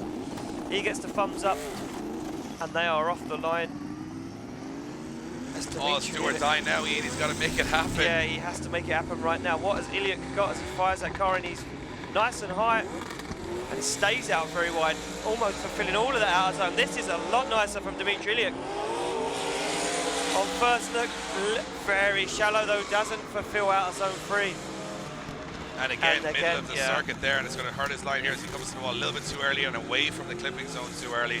And just a little untidy on the wrong side of the circuit at the end of the track as well. That, as I always said, Ian, we're not experts, but, even for, you guys at home who are sort of playing the judging game at home, it's a fun game to play with all the family. Yep. Pick the scores yourselves. Can you start learning how these guys are being judged? You're going to know that he's missed a couple of those zones on the outside of the track and made some incorrect line decisions, which is going to hurt his score badly. Is it enough to get him into the top 32? Well, it's not a high bar set there right now, but it's getting higher as time moves on.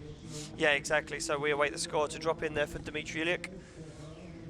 Still one of the coolest cars, though, irregardless. Yeah, regardless. Any car that shoots 4 flames out of the front of the car with me is okay. 61.7 is not enough, Ian. He sits in 35th position, and that's all she wrote for Dimitri Uliak at this stage of the competition. Yeah, Filippo Perini now sits on the start line. Another guy that needs to make it all work right now, the Italian. With a very poor first run, Dave. Needs to pull it all out of the bag. Big issues. Like he says, got that car figured out last night in the street parade. Can he fulfill one qualifying run and find himself inside top 32? As Filippo Perini now fires that car in. Oh, and a sketchy transition. Almost sounds like he's running out of gear there. Yeah, it doesn't sound like the car has any more to give there. It's still the craziest MX-5 I've seen in Europe so far. Ever. But again, a couple of little waivers. Oh, and he straightens up right at the finish line, almost doesn't complete the run. Yeah. Very strange finish there, just came off the throttle and sort of looked like he reinitiated or pulled the handbrake again to get that car sideways again, just at the end. And of course, you can't get away from anything with the judges. And Jim Olofsson, he's got panels everywhere. There's a window going in there. I think they might have built a new car here, Ian, by the amount of parts they have. And I mean, how much time has he got before his run? Not a lot of time by the looks of things. Not a lot of time. No, Jim Olofsson really has 5 or 6 drivers ahead of him. They're taping up the window and all the cracks in the window. There you go, 60.3, not enough for Filippo Perini, the Italian. Will finish his weekend there in that crazy MX-5, not making it into the top 32. Now here's a man we didn't see on the first run. No, Sergei Kremets now makes his way to the line. The Ukrainian CLK V8 under the bonnet. This guy, very cool car, having issues. And looks, is he on full throttle? It looks like he might be coming in quite slowly here. A late initiation there. Very late, yeah. It looks like the car just not picking up the speed, but it looks like it's working right now as he fires that car into outer zone 2. Big clutch kicks for Kremets. He's going very wide here and does just drop a wheel into that outer zone, but a big angle to slow the car down. Exciting run here, Ian. Not technically perfect, but good to see him back out there after the mechanical issues he's had. Yeah, listen, very, very upsetting not to see him in his first qualifying run, but like you say, a few issues on that run, not technically correct, but you know what, some good impact and made for some good viewing. Absolutely. What will he score for the judges? Will it be enough to put him into that top 32 bracket? It's not, you know, the score is getting the bar being set very high, Ian, as we expected. So judges just discussing it between themselves. As soon as we get that score dropped in, it will appear on your screens. I still can't believe Jim Olofsson is in there trying to fix that car. And it looks Crazy. like... Let's see what the score, though, is. For Sergei Kremets, it's a 30. It's not enough. It's not enough to get him into the top 32. Wow, another big name eliminated at this stage of the competition. But of course, these drivers know when they look around that driver briefing in the morning, it isn't going to be an easy day at the office. And Kasper Christian takes to the line now. Kasper, the Danish driver, 2JZ E46, 720 horsepower, and he is coming in hot here, full speed. Yeah, very, very confident. It's Kasper Christensen. Drops wheels though on that chevron, so going to have bled some points with his score, but gets it back together again and just drops the wheels over that front zone. Big angle transition, could mess up his line. Yeah, and it does. It slows him down too much. Doesn't manage to get into all those outer almost zones. lost control there at the end towards the end. A very wild finish to the run from Kasper Christensen. Plenty of excitement, but just not exactly what the judges are looking for. Just to think about it, Ian, on the first corner. I mean, naturally, the car wants to take the racing line or the apex of that corner. Yep. Judges pushing them to the absolute outside of the Edge, corner. yeah. No other motorsport would push you to that edge of the circuit. It's always about being on the inside curb. And that first corner, very unnatural. It's catching a lot of guys by dropping wheels on the inside. Yeah, the car, and it's on camber ever so slightly, so it's trying to push the car towards the centre of the circuit as well. So, yeah, not an easy task to get all the way out there, but guys do make it happen. And we've seen some big scores so far. So, Kasper Christensen's score yet to drop in. Look at the beautiful backdrop here, though. All those beautiful, yeah, and a 61. Oh. So, unfortunately, that is the end of the weekend there for Kasper Christensen. Another driver going home. And again, not bad runs being put in here, but it's just the standard set so high. Yeah. Fortunately for the Danish driver, Kasper Christensen, not enough to see him in the top 32 battle action. Moving along now to Dennis Hansen. Yeah, Dennis Hansen piloting the Silvia S15 2JZ 850 horsepower. Like you said earlier, Dave, talented motocross rider, gave it up because he felt more safer sitting in a drift car. Well, I mean, we've seen a car roll over on its roof. I don't know how safe it is here in Driftmasters GP.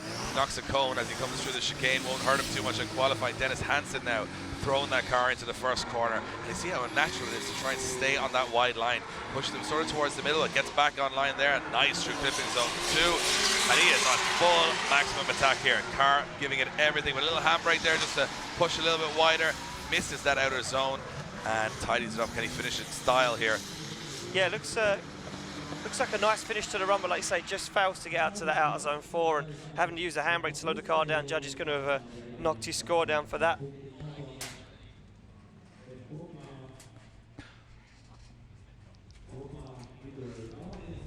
So we await the score for Dennis Hansen, the Danish driver. It is a 69. Does not improve on his first score. Ian stays in 21st position. Is that safe enough? It looks mid-pack right now. Could be.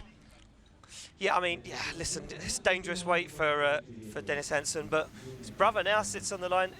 Yep, Jimmy Hansen, as we see. He's one of the best known Danish drifters out there. He's been in the game a long time.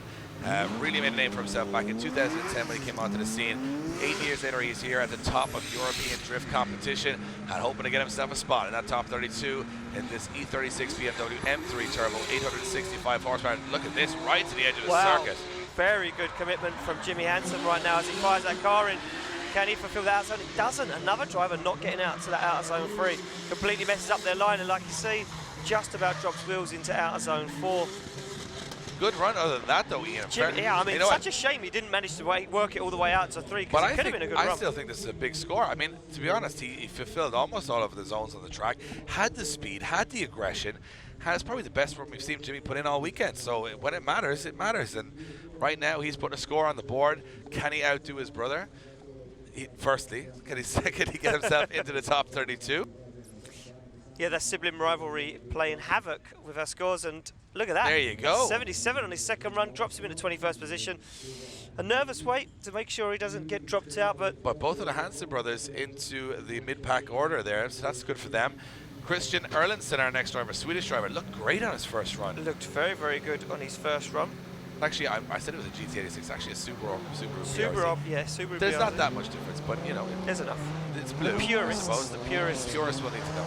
It's a 2JZ 932 horsepower. This thing is crazy from top to bottom and has plenty of grunt to get himself around this very fast track. Late initiation, not a lot of angle, but it's the right line in. Yes. Oh no, too much angle maybe.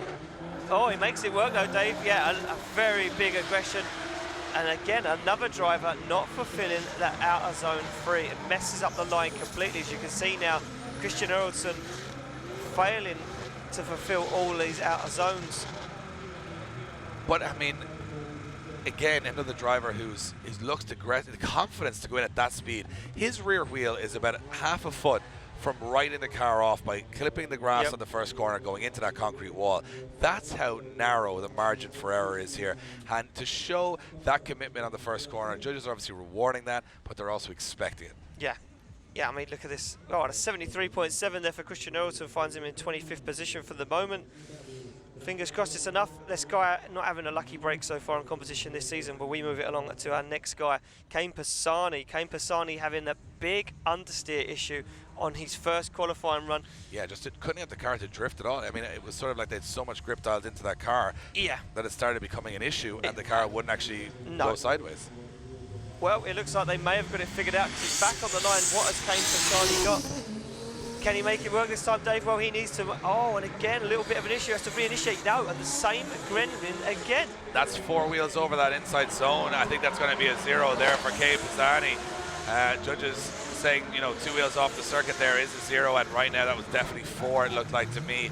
Oh, and just a little waiver as he comes through the last section. Does tidy the run up nicely, but it's that first corner, I think that's going to be the killer for him on that score, because those white chevrons, that's off circuit essentially. It's on circuit, but it's off the drift circuit. Yeah. It's indicated to stay beyond those. Especially makes a 0, as mentioned, for Kane Pisani. Does not put a score on the board.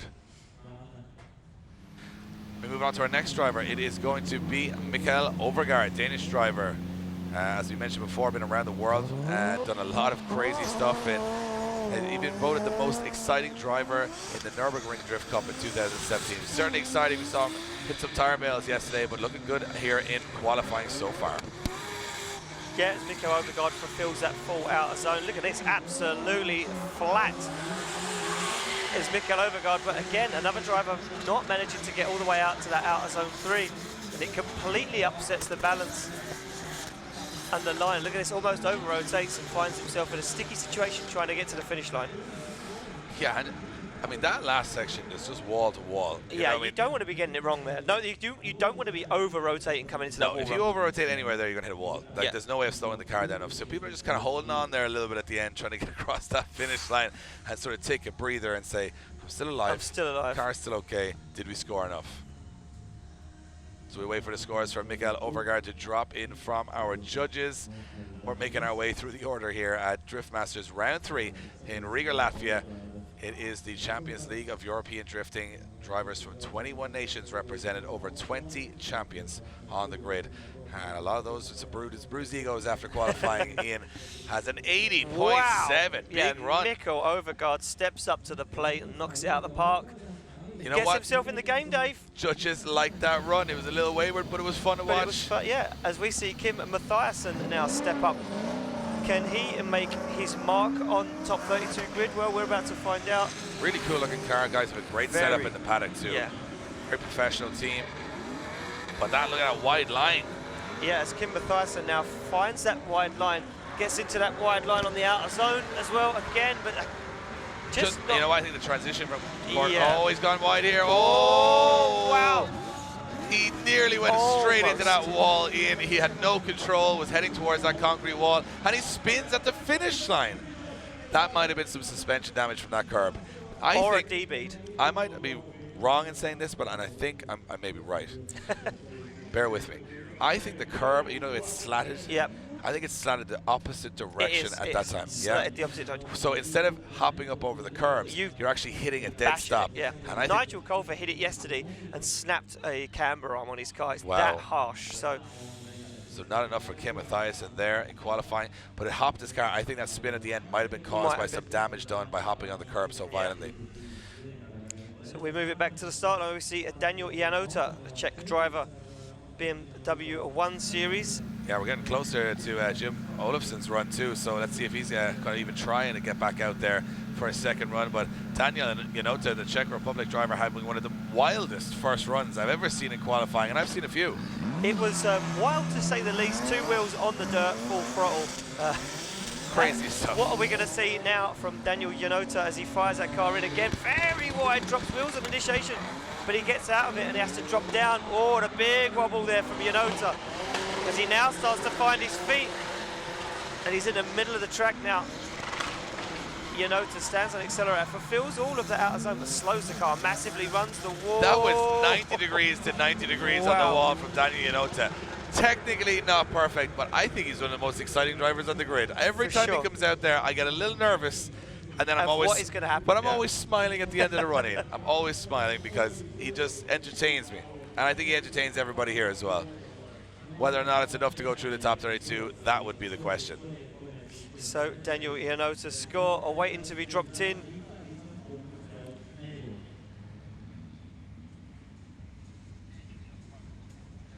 We await the scores, and it might be tight. I think it's going to be tight. I think it's going to definitely be tight. I think the wheel drop could be a big problem. Yeah, at a 59.3, the wheel drop. Not enough. And not just enough. Unfortunate, because I love the run. I could watch him drive all day. All day. But unfortunately, we won't get to because he's not made it into the top 32. Moving on to Daniel Brandy Brandner from Austria, 27 years of age. Took the engine from his carbon fiber Mustang, put it in E46, as you do. And it's a Ford V8 BMW. Yeah, as you do. Yeah, like you say, Dave, fires it in now. Daniel Brandy Brandner, nice and high on that outer zone. Just drops out ever so slightly, but now gets in it and starts to make it work. This is good from Brandner so far. Can he fulfill that outer zone? He can. Just about drop wheels in it. And Daniel Brandner really...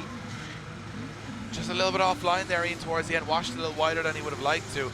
And missed outer zone 4 also as well. So, you know, those white painted boxes on the track, you really want to be getting your front or rear wheels into whichever designated box. It's a front clip. We call it a front clip when you want to get the front wheels into that clipping zone, and it's a rear clip if you want to get the rear wheels in. So missing that rear zone on outer zone 4.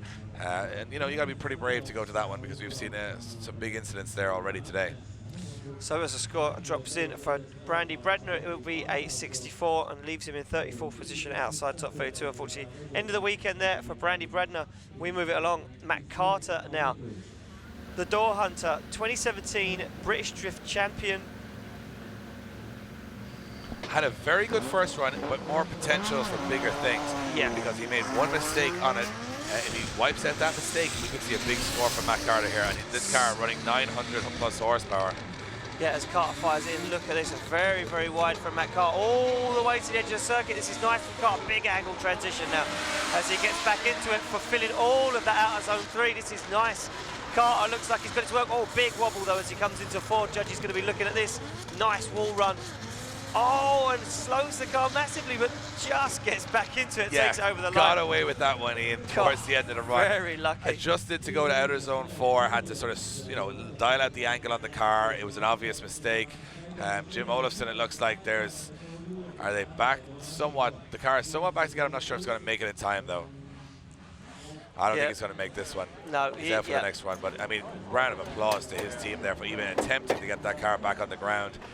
But it's just not enough time, and I would have expected that from the off. You don't roll over twice on your roof, Ian, and get back out there for the second half of qualifying. So they look like they're taking tools away from that car, and it will be the end of the weekend for him. We await the score from Matt Carter as he finishes the second run. Not sure if it was, I mean, he got the outer zone, he didn't on the first run, but made some errors. So I think they're going to have a little deliberation. He had to make quite a lot of adjustments to get to the outer zone. I think that's what the judges are talking about, the amount of adjustments. And the big slow coming into the outer zone 5. It's going to have hurt his score, but for me, Matt Carter will be happy to be inside top 32 if he can make it.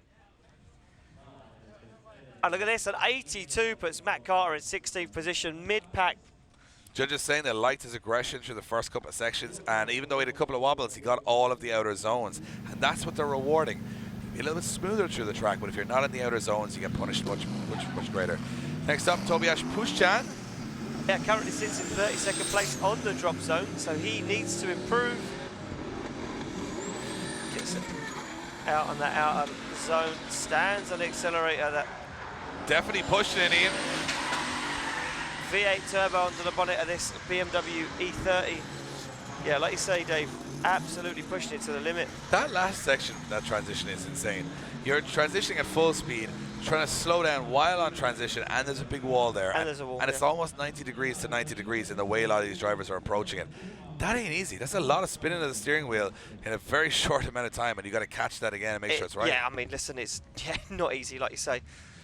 I mean, we struggled with the rental car to get around here earlier on, Ian, and these guys are And these guys are doing it sideways. Yeah. Over 100 miles an hour. Incredible. We were at about 30 miles an hour in the rental car, and we were still scared. And we were still scared.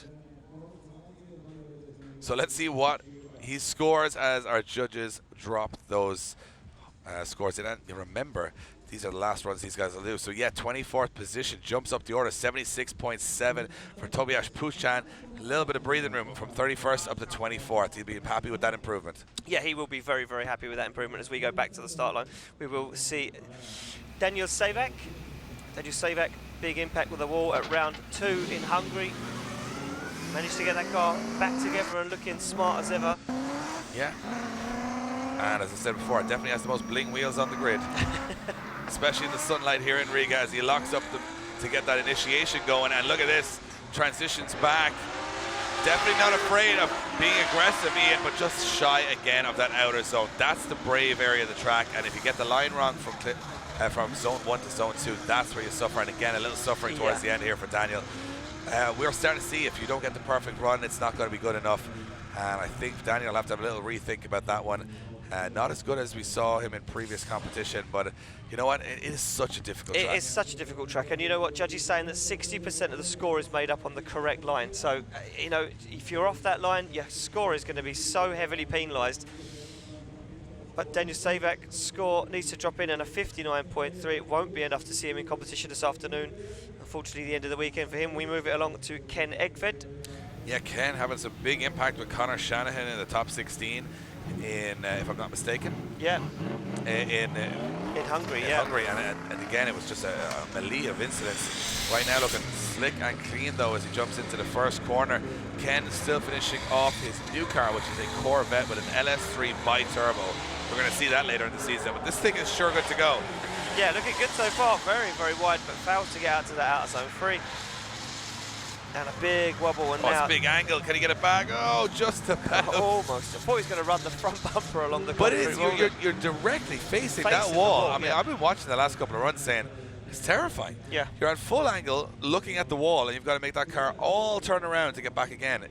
They certainly aren't making it easy for these guys here in Riga. No, it's a lot of hard work. Judges, evil judges. Yeah. Evil judges. They can't hear us right now, but No. they're pretty evil.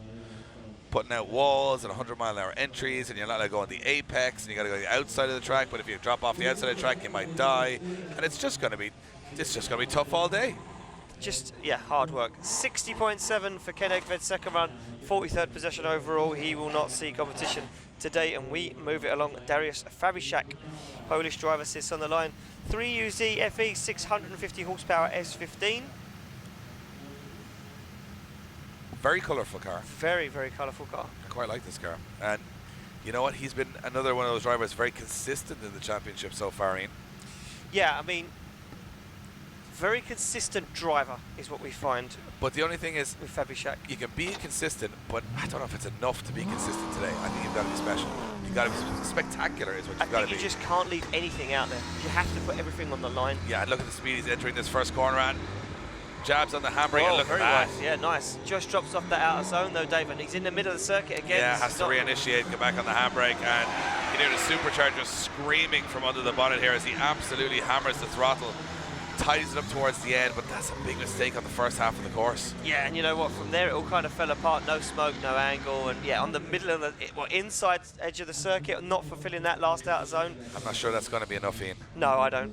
I'm not too sure if that is going to be enough for the Polish driver. He has plenty of podiums to his name, but I'm not sure if Riga in 2018 is going to be one of them, as does he have enough from the first run even, or I'm not sure. Let's see as the judges drop their scores in if it's enough. Again, you can be surprised here by some of the scores.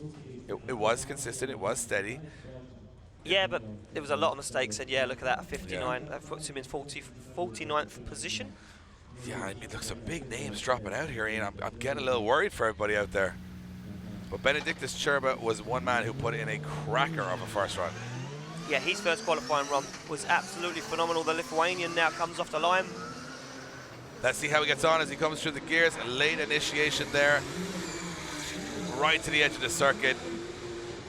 This guy looking confident every single run. And look how deep he goes into the outer zone 3 as well, on an absolutely perfect line now. Can he get to zone 4? He can. This guy absolutely flying this weekend as Cherba sticks it to the wall.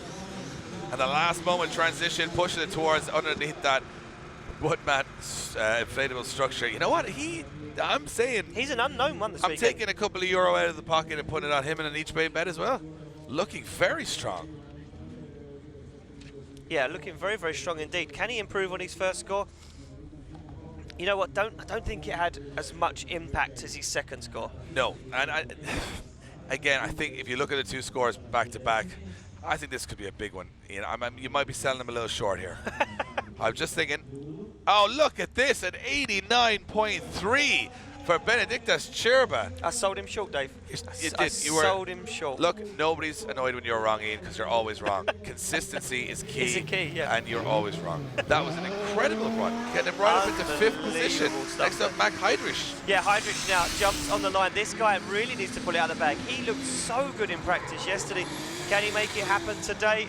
Now starts to put it together. Look at this from Heidrich. Nice and wide, big transition. Heidrich has found the pace again, out into the outer zone. Good transition back.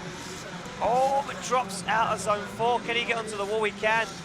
But that out of zone 4 is going to hurt his score, but it could be enough to find himself decently inside top 32. I like the run. I did. Lots of commitment from Max Heidrich there, the German, and you know what?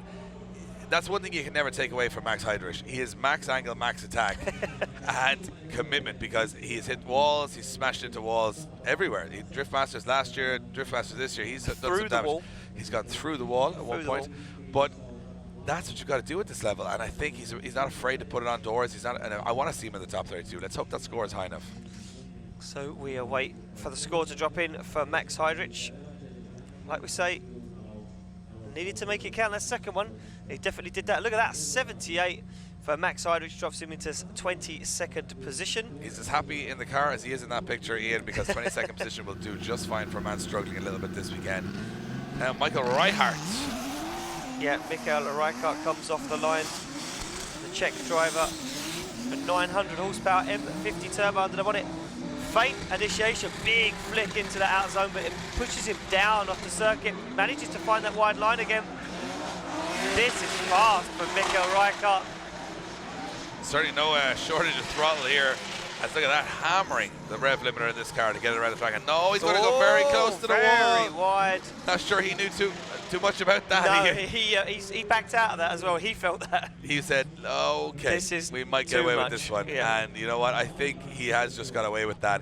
Judges allowing a little bit of freedom of expression just between those last two outer zones. And Michael taking full advantage of that freedom by going running the wall later than we've seen anyone else in qualifying. So, Michael Reichardt's score drops in from our judges. Where will we see Michael Reichardt find himself up? I think it's going to be a good score. Yeah, it's pretty impressive. He got very fast.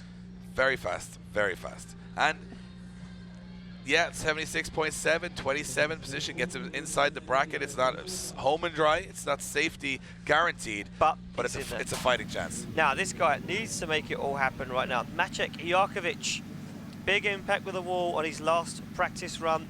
Got it back out, but really, really needs to make it happen this afternoon. Can he find himself a place inside top 32? Yeah, it's a feast or a famine here. He's got one run to get it done. Through the gears, he cannot afford any more mistakes. Oh, he's got a little bit of understeer already, so yeah, no, look, it's just not happening for him today for some reason. If the judges could see it from the judging tower and not from the cameras, that would have been okay, because he came around the corner fine. But on the initiation area, he had a couple of wobbles, and a couple of wobbles here again as he almost drops off the circuit. But you know what? He's getting those outer zones, and he started clawing points back here. Yeah, starting to gain a little bit back, but like you say, it's that initiation really that is going to hurt. He's sort of, you know, try to get the car to go drifting. Like it wouldn't, like he's got a handbrake issue potentially. Yeah, maybe so. So Maciek Jarkovic will put a squad run in. Where he will land, we don't know as of yet. Yeah, will all that 700 horsepower count for a good score on the board?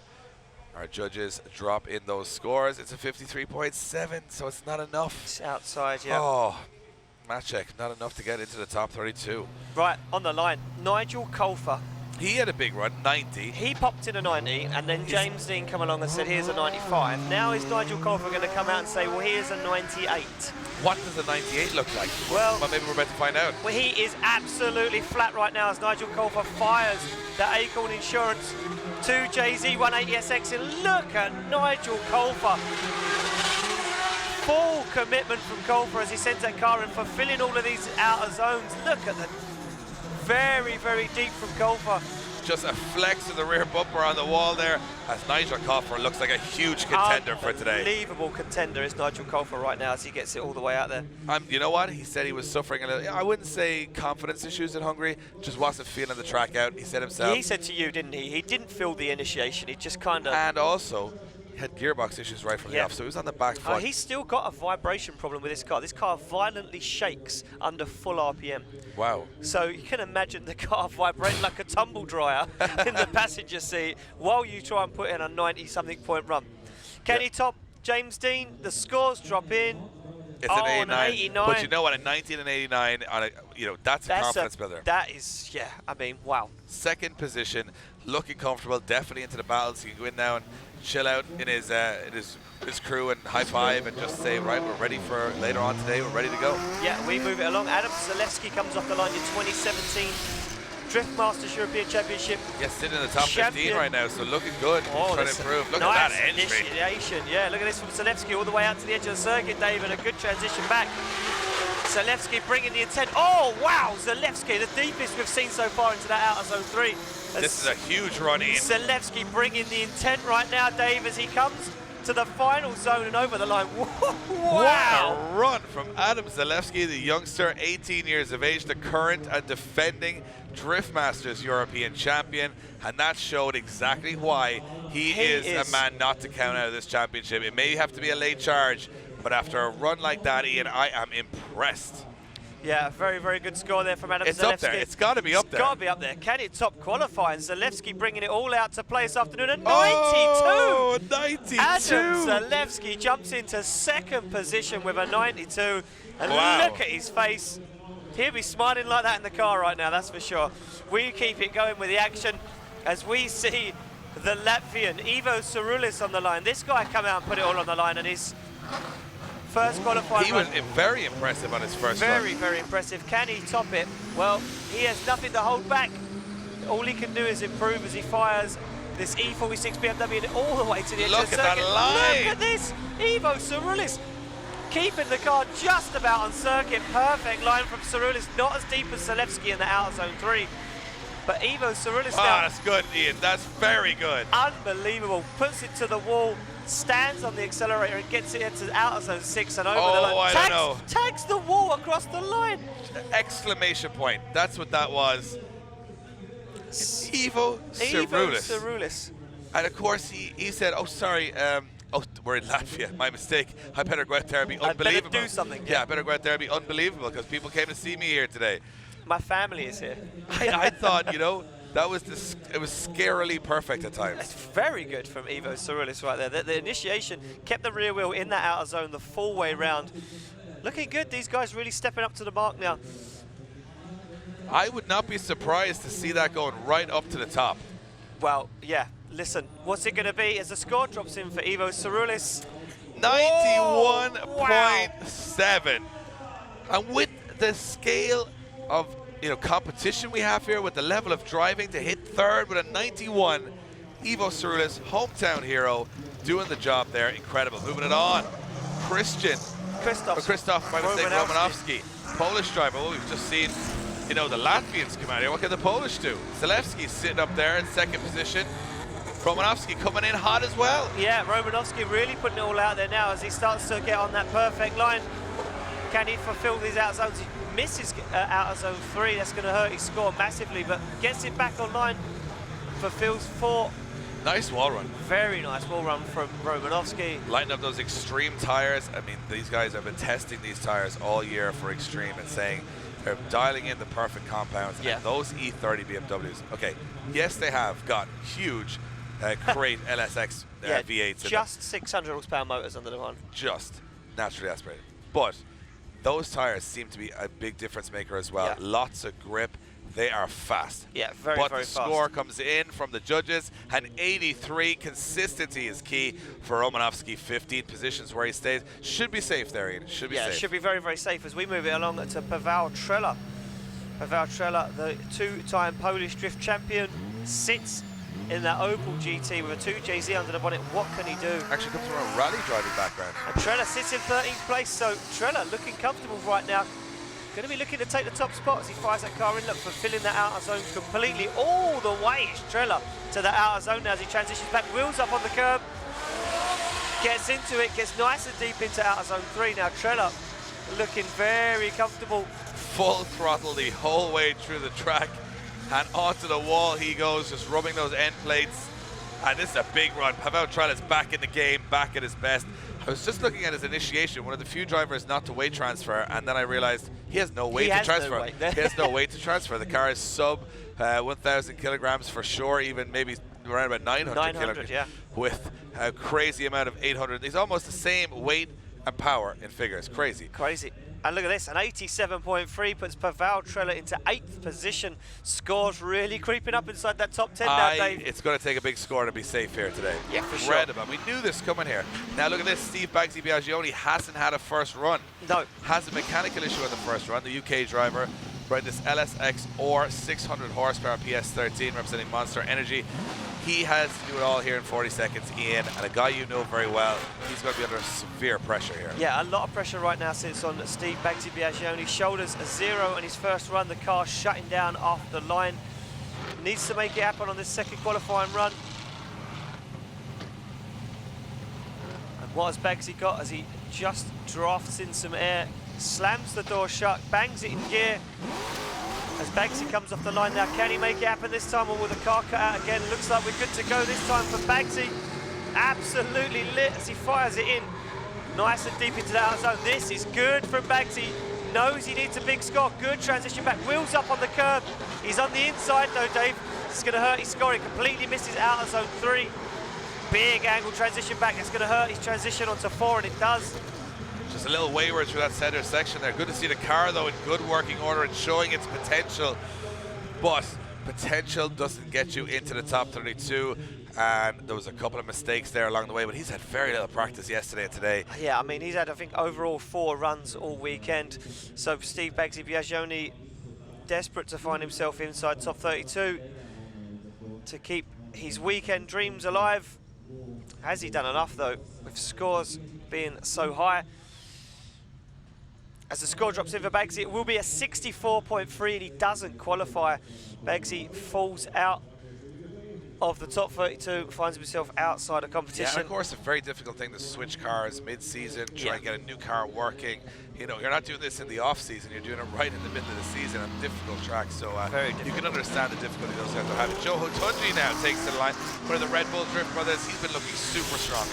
Yeah, very, very strong. It's Joe Hotunji right now, the champion of King of Europe 2017, fires in this hybrid of a drift car and stands on the accelerator as he looks to hunt down outer zone 4, gets there nice and early. And it has to be said, the Red Bull Drift brothers have been in the game since the start of the year, and right now looking just as comfortable here in Riga, a track they would not have a huge amount of experience on, and they are looking comfortable. It goes to show the level of talent between both of those brothers. Yeah, very, very good stuff from those guys. Alan, again, it's sort of a very technical style. Yeah. And I think it works well from a judging perspective here, because it's very easy to see that their intent is to get the car into all those zones. It's not just to go where the car goes. Exactly. So let's see how Joe Hotunji does. 72.3, not enough to beat it. His first run was a spectacular run. Yeah. So he stays in 11th position, but I think he's very comfortable there. 11th will do on a stack grid like this. You know, you can't win qualifying, you only win the battles later on today. So just getting into that top 32 is priority right now. Kajetan Rutnia taking that old school Mercedes-Benz into that first corner at upwards of 95 miles an hour. And look at this thing go. yeah, absolutely firing through is Kajetan Rutnia right now. Gets on the inside though, David. It's going to sacrifice 3, which is going to upset his line as he comes into 4. Yeah, look, puts him in the middle of the circuit. Just drops the wheels on the outside of it, but work to be done, and not the cleanest run we've seen from Kajetan Rutnia right now as he goes over the line. No, and again, I think pressure. If anything right now is pressure. Yeah, because you know it's got to be a spectacular run. I mean, you know, any other drift competition, you know, a reasonably good run. He's going to find you inside top 32. You get in there. And in big competitions across the world, just getting a run even is enough to get you into battle action. Here, over 50% of the grid do not get into the battles at all. No. I mean, that's ridiculous pressure for a driver, especially with the travel you've done, especially with the harshness of the conditions here, the heat, the track being such a full throttle track, so hard on the engines, the drivetrains. I mean, I'm glad I'm up here watching rather than down there. It is a stressful time, but if you want to be the best, you got to beat the best. You got to deal with these conditions. You got to deal with the pressure. You got to go out there and get it done. And see there, look, Kajetan Rutnia sitting in 29th position, just crept inside the top 32. Yeah, 76 judges liking what they see on the second one, and yeah, making it count. Yannis Kalite is our next driver from Latvia. He's a 4-time Latvian champion, 2-time Baltic champion, and he's an Eastern European champion. He's a champion of a lot of things, Ian. He's a champion of champions. But this is the Champions League of Champions, and let's see how he gets on here. He's a local boy, and he is firing into that first corner. Could have been a little bit wider on the outer zone. Yeah, just didn't stay into that outer zone as much as what we'd like to assume, but he fulfills all of that outer zone 3 as he transitions back. Now, he should be on a very good line into 4. Yeah, and he is. Look at this. As Yannis Kalite gets to the wall nice and early. Oh, over-rotates. I don't believe it. I was just about to say this could be a contender, and he spins out in the last section. First time we've seen a spin there today, am I right? First spin all day. Really? First spin all day. We haven't seen one spin. We've watched that much drifting and haven't seen a spin. Not one spin. Oh, he spun at the line. Oh, Remember, yeah, that was Kim Kim Mathiasen? Mathiasen. Yeah, so Does that count? 2 spins out of 140-something runs maybe today? That's serious. But of course, if you got an 87.3 on the first run, it's not the end of the world. Listen, you can put it all out there to play and see how it goes. We move it back to the line. Andreas Vasiliauskas, the 27-year-old Lithuanian. Andreas Vasiliauskas in a backup car. Of course, most of our backup cars do not look like this, but this is an 800 horsepower backup car. Nor do they have 800 horsepower. This might be down a little from 800 horsepower, but it especially has enough horsepower to get through the circuit, and missing that out of zone 1 though. And not the perfect solution for Andreas. He said he's not as comfortable in this car. It's more of a fun car than a competition car. So yeah, look at this middle of the track there. Not what the judges are looking for, and early away from that last zone. Just almost off the entire line for the second half of the course. Yeah, scrappy run there on his second run. Not the usual Andreas Vasiliauskas that we're used to seeing. Well, let's see what his score is. As we await the score to drop in.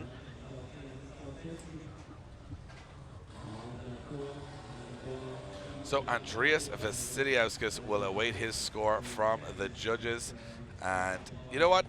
For a backup car, it's not a bad backup car. He's got out there and thrown it in, but yeah, it's not enough. I think he'll know that himself. Yeah. I think he'll know I missed a couple of clipping zones. I wasn't exactly where the judges wanted me to be, and unfortunately, it's gonna hurt his chances in the championship a little bit, Ian, because not having the car here this weekend is gonna hurt him, in the long run. Sebastian Fontin from Holland, our next driver, coming slamming through the gears, that 2JZ. Look at that initiation, snappy, but just too early. Yeah, Sebastian Fontin fires on it, gets into it nice and early. Can he fulfill the outer zone? He does make it out to outer zone 3. He's on a very good line now for 4. And this looks like a better run for Fontaine from his first one. Stays fully committed as he comes through the last 2 turns. You know what? It's fast. Very fast. He hit most of the zones. Technically correct. Technically okay. Not perfect. No. He looked like he was struggling a little bit to adjust the car to some of those zones, but the most important thing is you get there and you put a score on the board. And Sebastian, he said he's having an interesting season so far. He said it's not, it's a big step up and challenge for him. Is it enough to get him into the top 32? Look at that. It's just about 32nd position for Sebastian Fontin. And 72 being the marker for 32nd position. That is a high just score. goes to show you how high they are. We move it along. Eli Hutanji now sits on the line. His brother sitting higher than him. Sitting in 11th position. Can Eli put it together and make it work? Yeah, he sits in 24th. He needs to really climb up the order to make life easier for himself. But he's kind of done this all season, and he's kind of come alive in the drops mountains. in low and then really comes alive. Yeah, he's off the line right now. Eli Hutanji, Red Bull Drift Brothers, making their way down as he fires the car in. Gets into it nice and early. Very wide is Eli Hutanji now as he transitions back, gets into outer zone 2. Nice and early. Fulfills all of outer zone 3. This is the Eli Hutanji we like to see. Gets it on line nice and early into 4 and 5.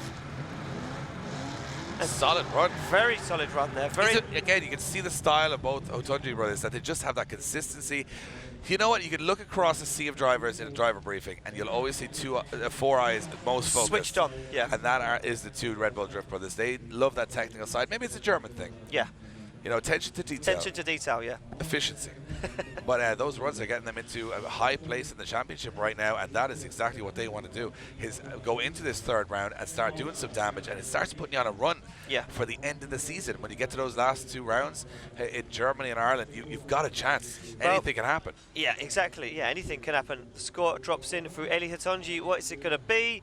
And an 84 for Eli Hutanji drops him into 14th position, not far behind his brother. He'll be happy with that as he moves on into top 32. We go back to the line. It will be Pavel Korpelinski.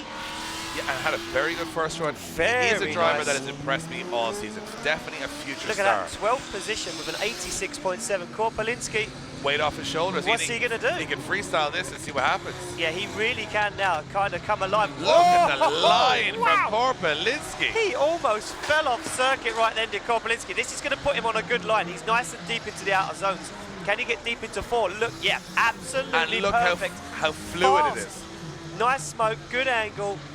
As Korpelinski takes it across the line. I don't know. Korpelinski. I don't know. That could be Wow. He qualified very high in Hungary. Very high in Hungary. Very high. Let's see what he does here. He's a championship contender for me right now. So we await the score for Paweł Korpolinski to drop in.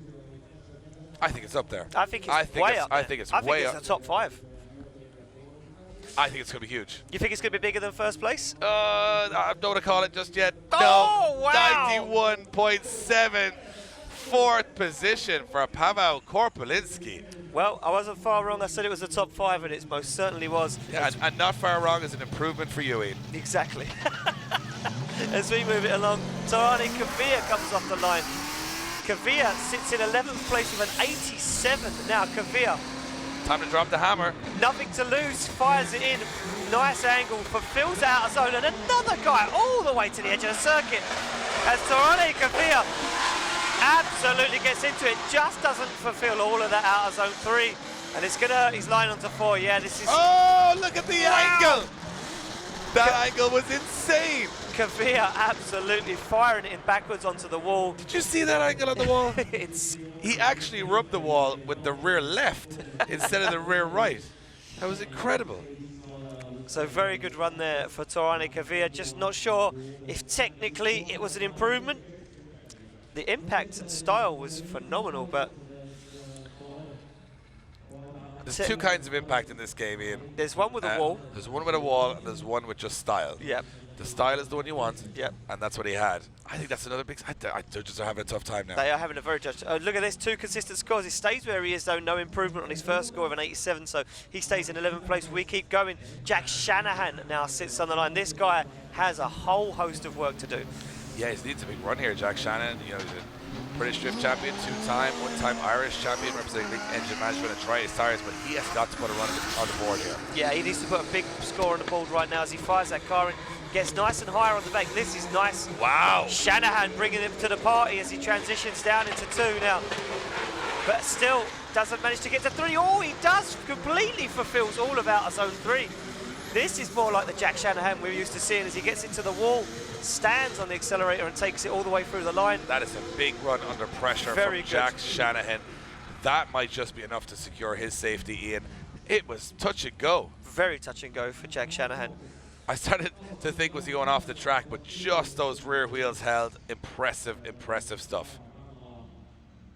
And Jack Shannon will wait his scores from the judges. You know, we used to see him right up there in the top from where we're from, Ian, in Ireland and the UK. Yeah. But out here in Europe, he's had a tough time the first 2 rounds. Yeah, he hasn't had it easy, that's for sure. So we'll wait to find out if Jack Shanahan... And will it be enough to go challenge right up towards the top of the leaderboard from Jack Shanahan? 88.7 for Jack Shanahan puts him into 9th position. Imagine, an 88.7 is only 9th He's only position. 9th. Wow, well, we said it was the Champions League of drifting, and it's starting to prove It that is point now. definitely that. Karkoshik is the next driver on the line. Yeah, David Karkoshik comes off the line. RB25 under the bonnet. And a lunatic behind the wheel as far as yeah, I'm concerned. Absolute crazy man behind the wheel. As David Karkoshik now starts to navigate his way around, fails to fulfill out all of that outer zone 3, but claws it back online. Starts to get into it. Does Karkoshik now as he comes around the final turn. Smooth finish, Ian. Yeah, very, very fluid run there from Karkoshik. Looked very natural. And of course, the man who said car not so good Yeah, on Friday. A lot of issues in practice, misfires, car wouldn't have whole boost. No. Looks like that thing is absolutely roaring right now. So we await the score to drop in for David Karkoshik. And the grandstand's starting to fill up a little bit here, Ian, in Riga as we are early in the day. Let's see what David Karkoshik puts on the board. It is an 83.7, almost identical Almost to identical. us. That is what you call consistency. He's got a run dialed in there, Ian. That's what it tells me. Yeah, listen, he's got the line dialed. Now on the line, this guy, Enver Haskasap, the Cypriot, he was looking very, very strong in practice. But he had a bad first run. Now, and he, you know, he's going to want to climb up the order as he fires that S14 in. Drops 2 he wheels. does. Drops way down. I think he's dropped 2 wheels on the inside of the circuit there, Ian. So could this be a 0 from the get-go? Judges looking at each other already as Enver Haskasap fires that car into outer zone 5. Yeah, one of the guys we were pipping to right up there towards the podium, and right now it looked like he may have dropped 2 wheels on the inside of the circuit. I don't know if the judges are going to see that the exact same way, but judging by previous runs, Ian, that's the way they've kind of leaned. Yeah. Not good right now for Enver Haskasap if that is the situation, but scores are dropping from our judges. And a 0, 2 wheels off circuit. Wow. And he was a big contender, a lot of points on the board. He'll be very disappointed with that one, Ian. He just didn't look comfortable there. Just didn't look comfortable whatsoever, and surprisingly so.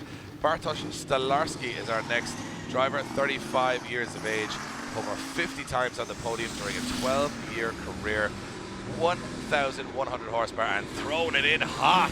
Yeah, coming in hot is the OG to Polish drifting, very, very wide line. Transitions back, gets it nicely into the outer zone 2. Another driver failing to fulfill all of that outer zone 3. It hurts the line coming into 4 for the rest of the circuit. Manages to make it work, but almost over rotates, finds himself nearly on the wrong side of the circuit. Does Bartosz Stolarski. You know what? And he's another guy that comes alive in the battles, Ian. Yeah. When it gets to those battles, that experience counts, and just getting through this qualifying session for a lot of these guys is the biggest task of the weekend. Task, yeah. Because then you're one-on-one, then you're 50-50. This is the toughest part because you're up against 70, and you're up against yourself. Yeah. When you've got something to aim for, sometimes it can be a little bit easier. Yeah, exactly. And we get to see these guys go at 100 miles an hour, inches from each other later on today. 3 o'clock onwards, wow. Scary stuff, a 79.3 on his second run, so Bartosz Stolarski stays where he is in 21st position. We go back to the line to this guy, Juha Poitalaksko, the Finnish champion and European Drift GP champion. 2017 slams the door on the E92. Aggressive, he wants it. Very aggressive, found himself on the podium. In Hungary. Can he recreate that? Smashing through the gears as Poitalaksko fires the car in, gets nice and high on the outer zone. He is just hammering. Absolutely hammering is Poitalaksko right now. Sends the car nice and deep into 3 and 4.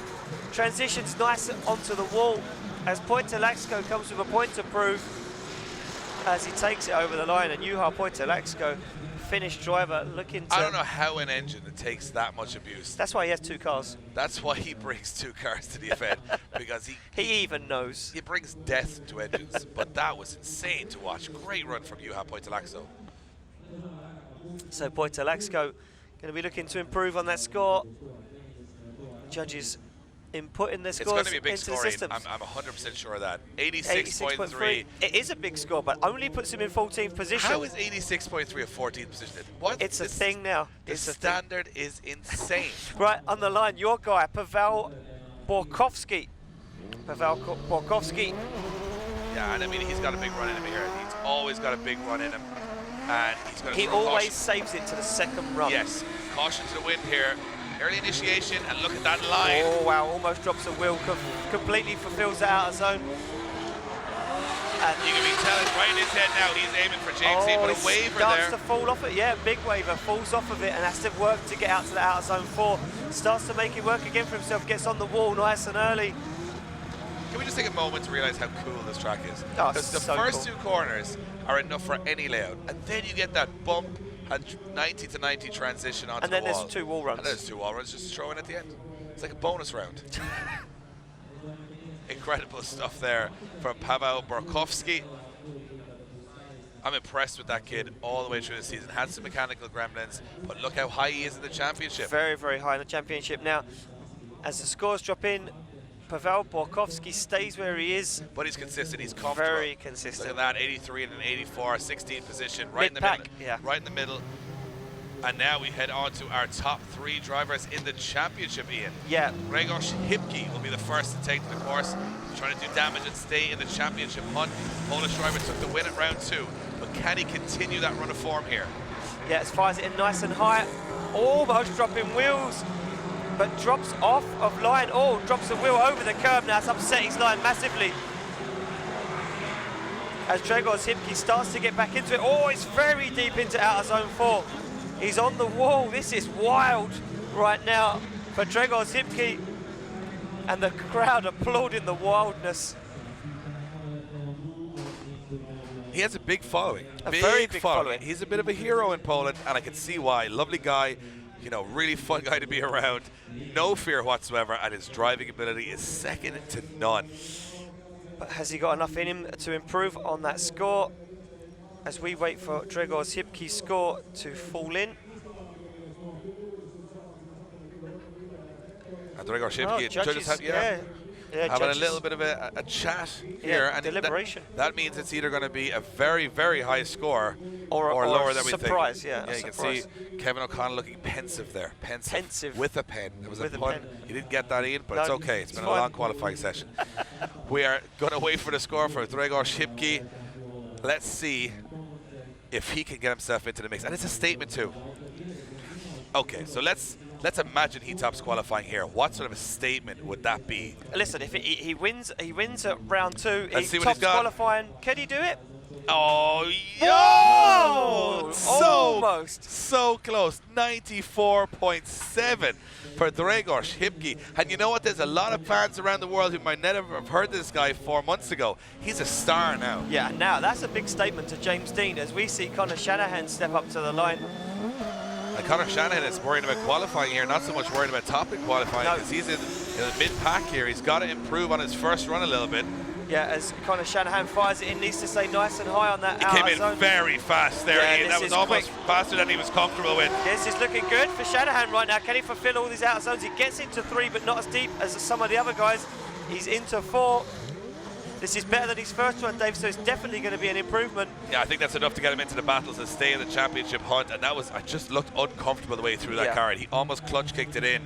And that's brave. And you can tell he was suffering a little bit with power issues there, and he had to be brave. And you know what? When you're 15, it's easy. Yeah, because the whole world is a PlayStation to him. So he came in there absolutely crazy fast. Very technical run, very smooth, very fluid. I think the judges are going to reward him for that. Should take the pressure off the youngster who sits second in the championship. Wow. And remember, the winner of this championship gets a scholarship to Formula Drift. He can't even compete in Formula Drift for another 3 years because of an age restriction. So there you go. That's how young this guy is. That's how young he is, yeah. So we await. So it's going to be a big score. I think it's going to be maybe top 10. Let's see where Conor Shanahan lands. Into 6th position with a 90.3. That's the way to get yourself out of trouble. An 82 and a 90. This kid is just tearing up Europe right now. Yeah, he's doing a very, very good job of it so far, but one guy sits on the line left to go. So he's a guaranteed top qualifier. He's only got to beat himself. We've seen James Dean go up against James Dean in qualifying quite a few times, and usually James Dean comes out on top.